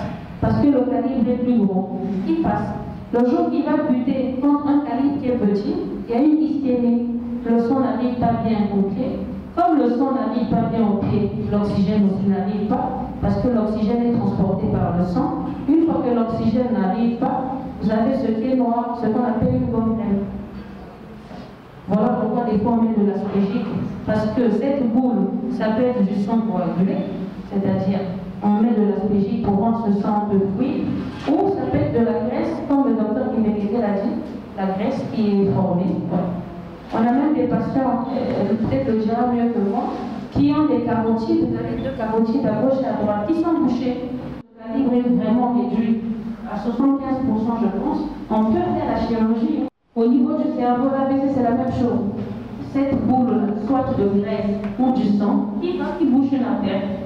Il y a des gens qui font l'AVC, au bout de 24 heures, ils récupèrent. Mais cette boule qui était formée, une fois qu'elle passe là où elle était bouchée, on essaie de sortir la table, on n'arrive pas. Au moment où nous coinçons la porte, vous sentez la paralysie. On essaie de forcer. Lorsque la table passe et le sang reprend la circulation, vous récupérez votre déficit. C'est ça, vous avez le cœur, le cerveau et les reins, l'insuffisance rénale. Parce que les nombreux consultent tard. Le docteur Kiménégué l'a répété, c'est une maladie, c'est un tueur silencieux. Le diabète comme l'hypertension ne fait pas mal. Dès qu'on a une douleur de la goutte, si je fais la goutte, aussitôt le matin je cherche le rhumatologue. Je ne peux pas mettre la chaussure, je ne peux pas toucher. Mais le diabète ne fait pas mal, l'hypertension ne fait pas mal. Je vais aller après. On a fait le dépistage tout à l'heure. Je ne suis pas peut-être autorisée à communiquer quoi que ce soit. S'il y a eu des cas décédés, aujourd'hui c'est un dépistage. Personne ne savait que je devais aller, on devait trouver ça, on devait détecter ça. Au fait, ce matin que vous êtes, il n'y avait pas de signe. On n'a pas, non, je pisse beaucoup, je dois aller à la réunion, je dois aller, non. Vous êtes asymptomatique, je n'ai aucun signe cliniquement, mais fort intérieur, tout est détruit, hein, tout. L'homme va vous consulter parce qu'il n'arrive pas à avoir une érection. Question, nous sommes à une journée. Permettez que qui sommes des diabétiques et des hypertendus, en passant certains témoignages. Les deux maladies en souffrent. Félicitations pour vos deux exposés, parce que le fait de fréquenter les docteurs que vous êtes, le fait d'aller dans Google, essayer de comprendre sa maladie, on finit par se retrouver. Moi, aujourd'hui, je suis âgé de 74 ans. Mon diabète a éclos quand j'avais 56 ans, à la suite d'un stress. Mais j'avais compris qu'il sommeillait en moi. Et puis là, c'était quelque chose qui l'a déclenché. Après, bon, je dis, ben, ok, on essaie de vivre avec. Comme on dit, quelque chose de malheur est bon. Le fait de suivre les conseils des médecins, de lire, on devient attentif, on essaie d'adapter son régime, mais pourvu d'avoir cette connaissance. Je suis suivi par le docteur Paulin. Voilà, quand je me trouve là-bas, ça me fait mal, ça me fait pitié. J'ai l'impression que c'est tout le Congo qui est là-bas. Jeunes enfants, femmes, hommes, d'autres jambes amputées, et puis bon, orteils amputés, des plaies qu'on vient soigner qui se cicatrisent pas. Après, quand je suis devant ceux-là, je dis, on dirait que je suis encore bien. Bon, l'exercice physique, on en pratique. On a compris que forcément il faut passer par là. Après, le fait de vivre cette maladie, quand ça commence, on est comme traumatisé, la glycémie à tout moment. Après, je dis, mais ça sera trop de choses à faire. Tu te réveilles avec les médicaments, après il faut toutefois faire des prélèvements. Bon, je parle à mon corps, donne-moi des signaux. Je parle à ce diabète et à cette hypertension. En tout cas, je me mets à la 3e dimension.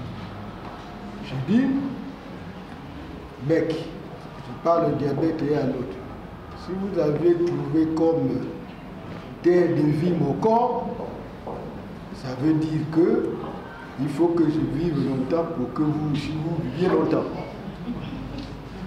Si j'ai 74 ans, et toi tu n'as à peine que 17 ans, si tu veux atteindre mon âge, donc laisse-moi le temps de vivre. Donc je parle à mon diabète. J'ai dit, c'est ça. Tu as besoin de vivre, tu as choisi mon corps. Moi aussi j'ai besoin de vivre, bah, on se laisse l'un et l'autre un peu en paix, le temps de cheminer ensemble, parce que le jour que je vais mourir, tu iras avec moi. Donc tu n'as pas raison de me nuire outrageusement.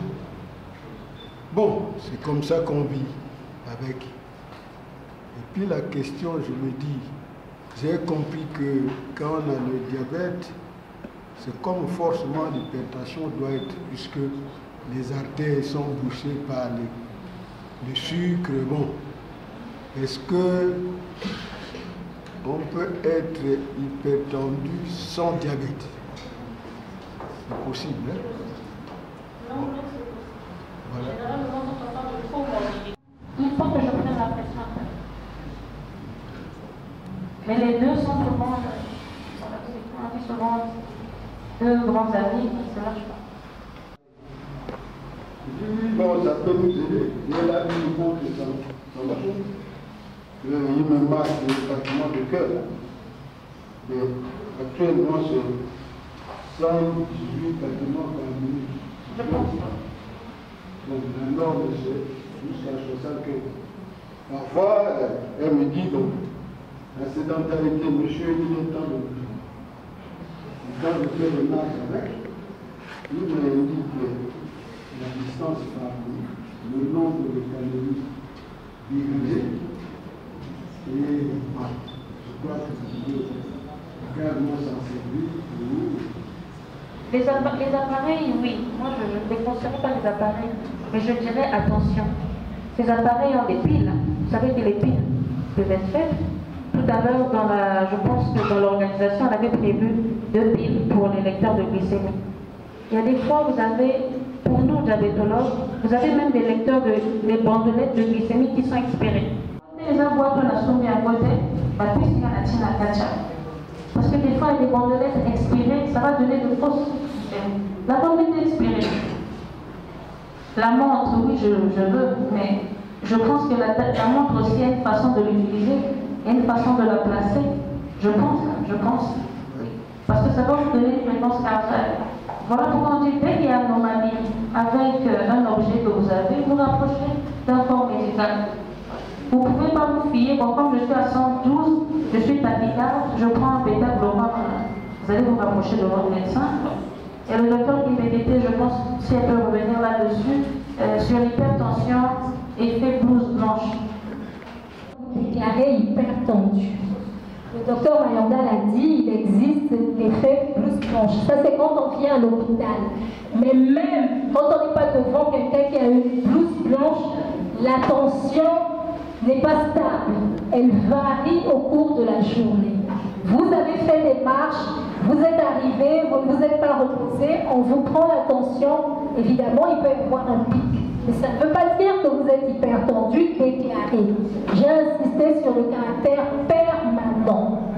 Vous pouvez avoir une douleur, vous avez une douleur au genou, mais la douleur est un facteur qui peut faire que votre tension s'élève. Jusqu'à 16, jusqu'à 17, mais vous n'êtes pas hypertendu.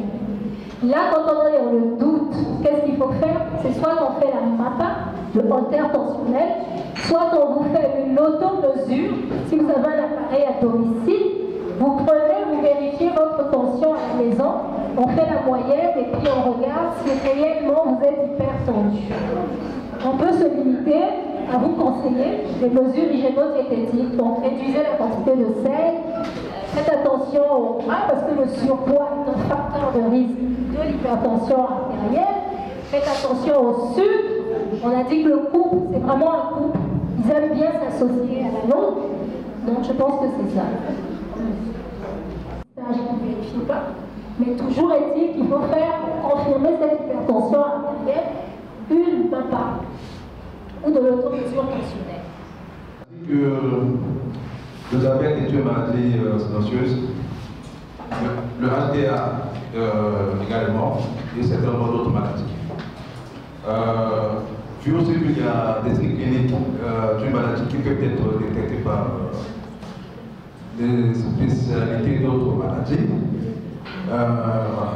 Et pour se prévenir, dans le cadre de la prévention, quels seraient les tests, les diagnostics qu'on peut faire dans le cadre d'un bilan de santé pour justement se donner la ceinture de sécurité, comme on peut le dire vulgairement. Dans un bilan de santé, quels sont les tests? Voilà, parce que quand on dit bilan de santé, il y a de multiples tests qu'on peut faire, mais en tout cas des essentiels. Quand on fait bilan de santé, voilà.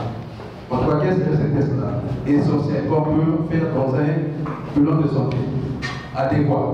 Merci. Remercier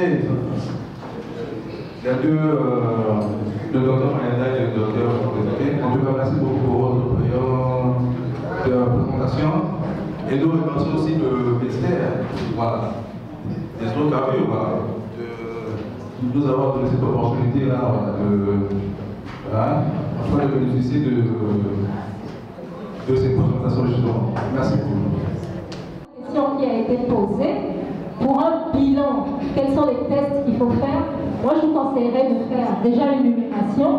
La numération, ça nous permet de voir le taux d'hémoglobine, s'il y a une anémie, le taux de globules blancs, s'il y a élevé ou pas, s'il y a une infection ou pas. Une glycémie, dans le cadre du dépistage du diabète.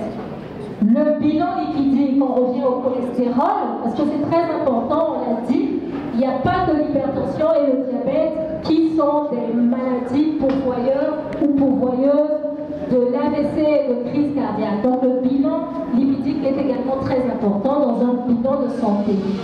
La créatininémie est aussi très importante. Une insuffisance rénale peut être la cause d'une hypertension artérielle. Comme l'hypertension artérielle peut être la conséquence, peut être une complication de l'insuffisance rénale. Après, l'électrocardiogramme, ce n'est pas systématique, l'hémoglobine glycée, ce n'est pas systématique non plus. Ouais. Les transaminases pour le foie, c'est très important parce qu'on néglige les hépatites, mais il y a l'hépatite B, l'hépatite C qui sont également des maladies transmissibles comme le VIH, de la même façon, et qui sont graves, qui peuvent entraîner une cirrhose de foie et après un cancer de foie. Donc là aussi, dans le dépistage, on peut associer les transaminases et pourquoi pas les sérologies hépatiques. Une parcelle dans laquelle nous avons un corosonnier, et toutes les fois qu'il arrive qu'on abatte qu'on fasse tomber quelques feuilles, il y a des voisins qui viennent, qui sont tout autour de nous, qui viennent prendre quelques feuilles, et il y en a même un qui les sèche et qui les emmène en Europe. Donc, du coup, j'aimerais savoir quel est l'apport de ces feuilles. Est-ce que ça agit sur l'hypertension, l'hypotension, et si c'est réellement un régulateur ou c'est une illusion que l'on se fait? On ne sait pas pour quel but, pourquoi ils font ça, mais à ma connaissance, il n'y a pas d'effet. Hein. Je ne sais pas. C'est pas d'accord. C'est dans quel objectif? Ils disent que ça régule la tension. À quel dosage? Un verre par jour. Même quand nous disons à un patient 2 verres de bière par jour, à chacun son verre. Tu dis à quelqu'un qu'il faut manger 2 morceaux de manioc. Morceau, c'est pas conventionnel. Je viens chez vous, c'est petit, chez l'autre, c'est grand. On peut d'abord savoir pourquoi ils prennent ça. Mais ce qui me choque, c'est les praticiens qui vont arrêter les traitements au profit de ces tisanes. Ça, là, non. Parce qu'après, vous avez des insuffisances rénales qui sont causées par des fois des plantes.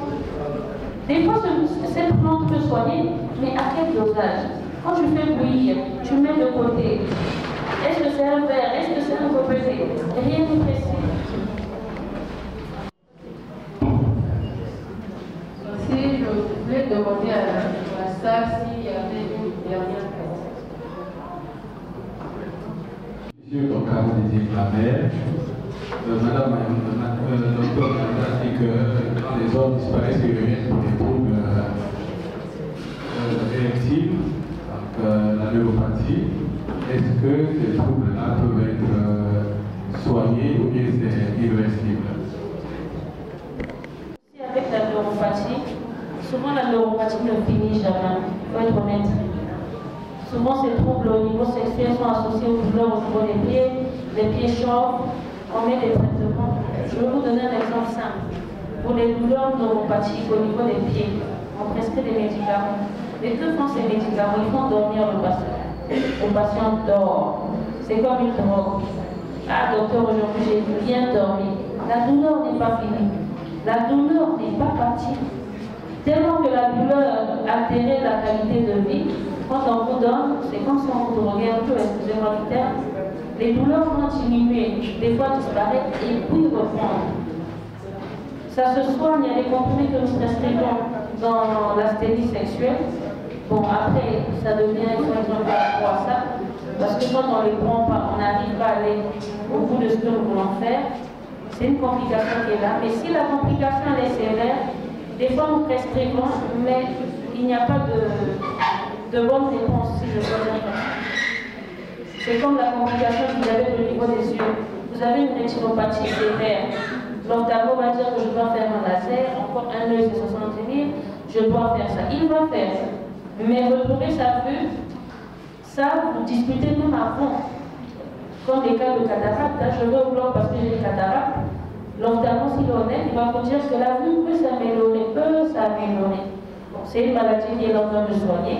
Mais en sortant du blanc, vous ne voyez pas que vous allez voir 10 sur 10, comme on le dit, non? Il faut informer nos patients. Les complications, c'est quand même compliqué. Surtout si je dois revenir sur les pieds diabétiques. Il y a des gens qui prennent 2 semaines à trouver des idées. J'ai vu un colonel qui a dit non. Dans l'armée, on a dit on doit m'enterrer avec mes 4 membres, il m'a sorti son corps. Parce qu'avant de vous emmener au bloc, vous devez donner l'accord. Vous devez dire ok. Sinon, vous nous portez plainte. Et même quand on va amputer un orteil qui est mort, si un deuxième qui n'est pas bien, on vous informe avant. Vous nous autorisez en termes opératoires d'aller jusqu'au 2e ou 3e. Parce que vous partez pour un orteil. Il ne faut pas sortir de là, c'est 2 doigts. Il faut toujours réaliser le patient. Est-ce qu'en opérant, si on trouve que le 2e n'est pas en bon état, vous autorisez à l'autre? Si le patient refuse l'intervention, il est libre, il sort, mais après, c'est une contrainte qui va continuer, qui va... C'est difficile avec, en tout cas, les complications. Mais on l'a vu tout à l'heure que le diabète peut être révélé par une complication, par une plaie, par un AVC. Des fois, on nous appelle au bureau, on a un patient qui a fait un AVC, on a fait sa glycémie qui n'est pas normale. Il était diabétique, mais se méconnaissait diabétique. Il y a des gens qui vous disent que quand tu sors le terme diabétique, là, ils acceptent. Il y a des gens qui n'acceptent pas, même ceux qui prennent des médicaments du diabète. Alors, ma glycémie a augmenté. Dire qu'il est diabétique, le terme là, mais vous prenez un traitement, non, c'était juste la glycémie. La glycémie, le mot,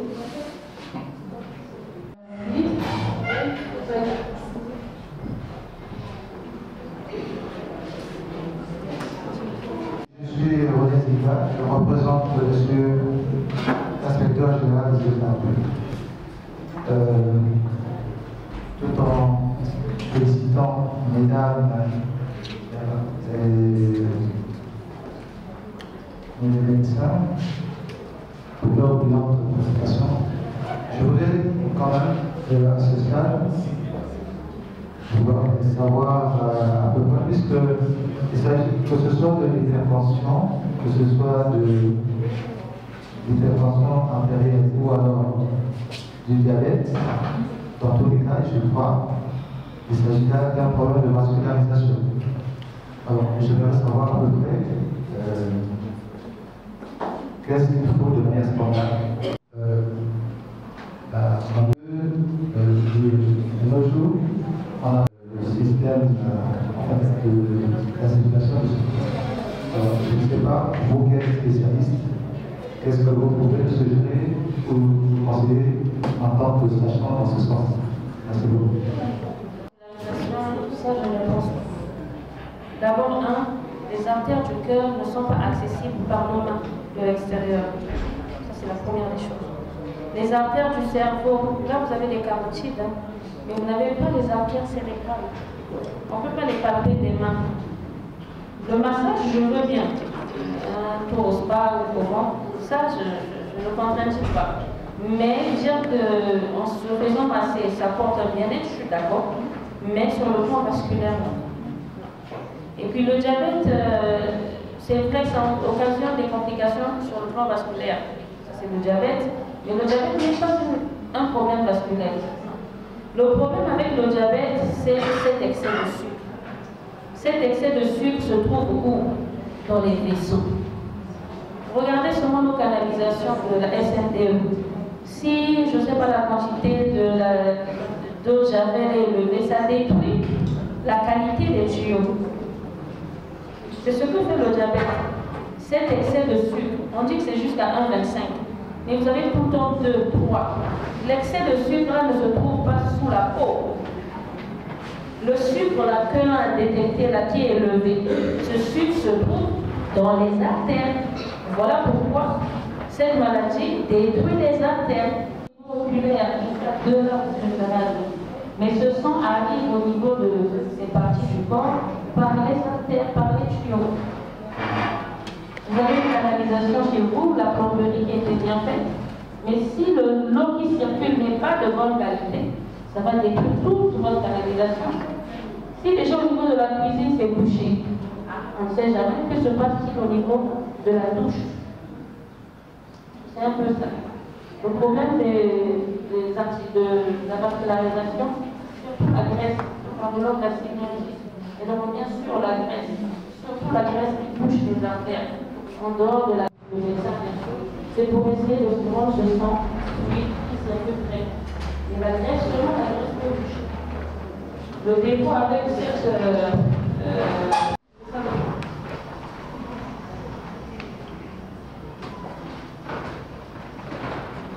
famille ici.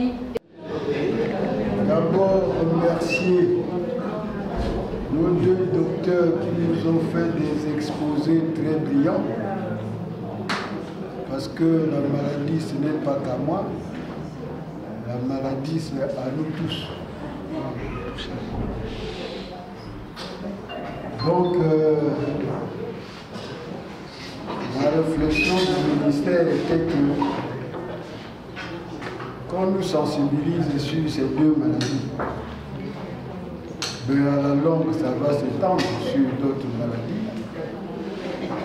Donc, merci bien, Madame les docteurs, nous vous avions bien compris. Les adresses sont déjà là. Tu souffres du diabète, ou tu n'as jamais été dépisté, il faut chercher à connaître son corps. Et puis, en ce qui nous concerne, tout à l'heure on disait toute la joie est à nous, les hommes qui vous accompagnons partout. Les autres sont à Djambala. Ça ne s'est pas limité là-bas. Nous nous sommes retrouvés ici. Je pense qu'après ici, on doit se rendre à l'hôtel Edmond pour rendre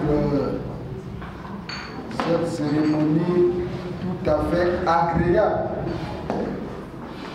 Et donc, pour tout à l'heure, au nom du ministre des Hydrocarbures, au nom du directeur du cabinet que j'assure l'intérim, nous vous souhaitons déjà bon appétit. Sinon, on l'a dit kitoko, bobongito. Bon, je crois qu'après qu'on ait dit cela, on peut mettre fin à notre séance, à cette présente séance, et dirigeons-nous vers Audemont Hôtel pour lier l'étude à l'agréable. Et c'est comment et c'est bon.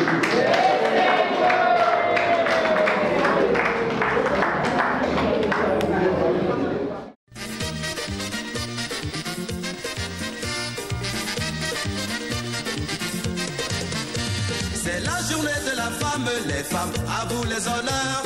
Vous êtes nos mères, nos épouses, aujourd'hui c'est le jour des fleurs. Vous êtes amour, charme et douceur, lumière et celle du foyer. Vous qui inventez les hommes, présidents, rois, fous et voleurs. Vous êtes bonheur et l'orgueil, la vie et la mort des hommes. Malgré tout ce que vous êtes, nous vous aimons, car la vie c'est vous. Malgré tout ce que vous êtes, nous vous aimons, car la vie c'est vous.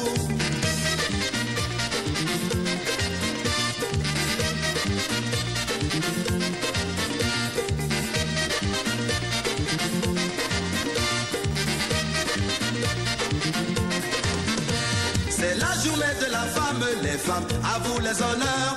Vous êtes nos mères, nos épouses, aujourd'hui c'est le jour des fleurs.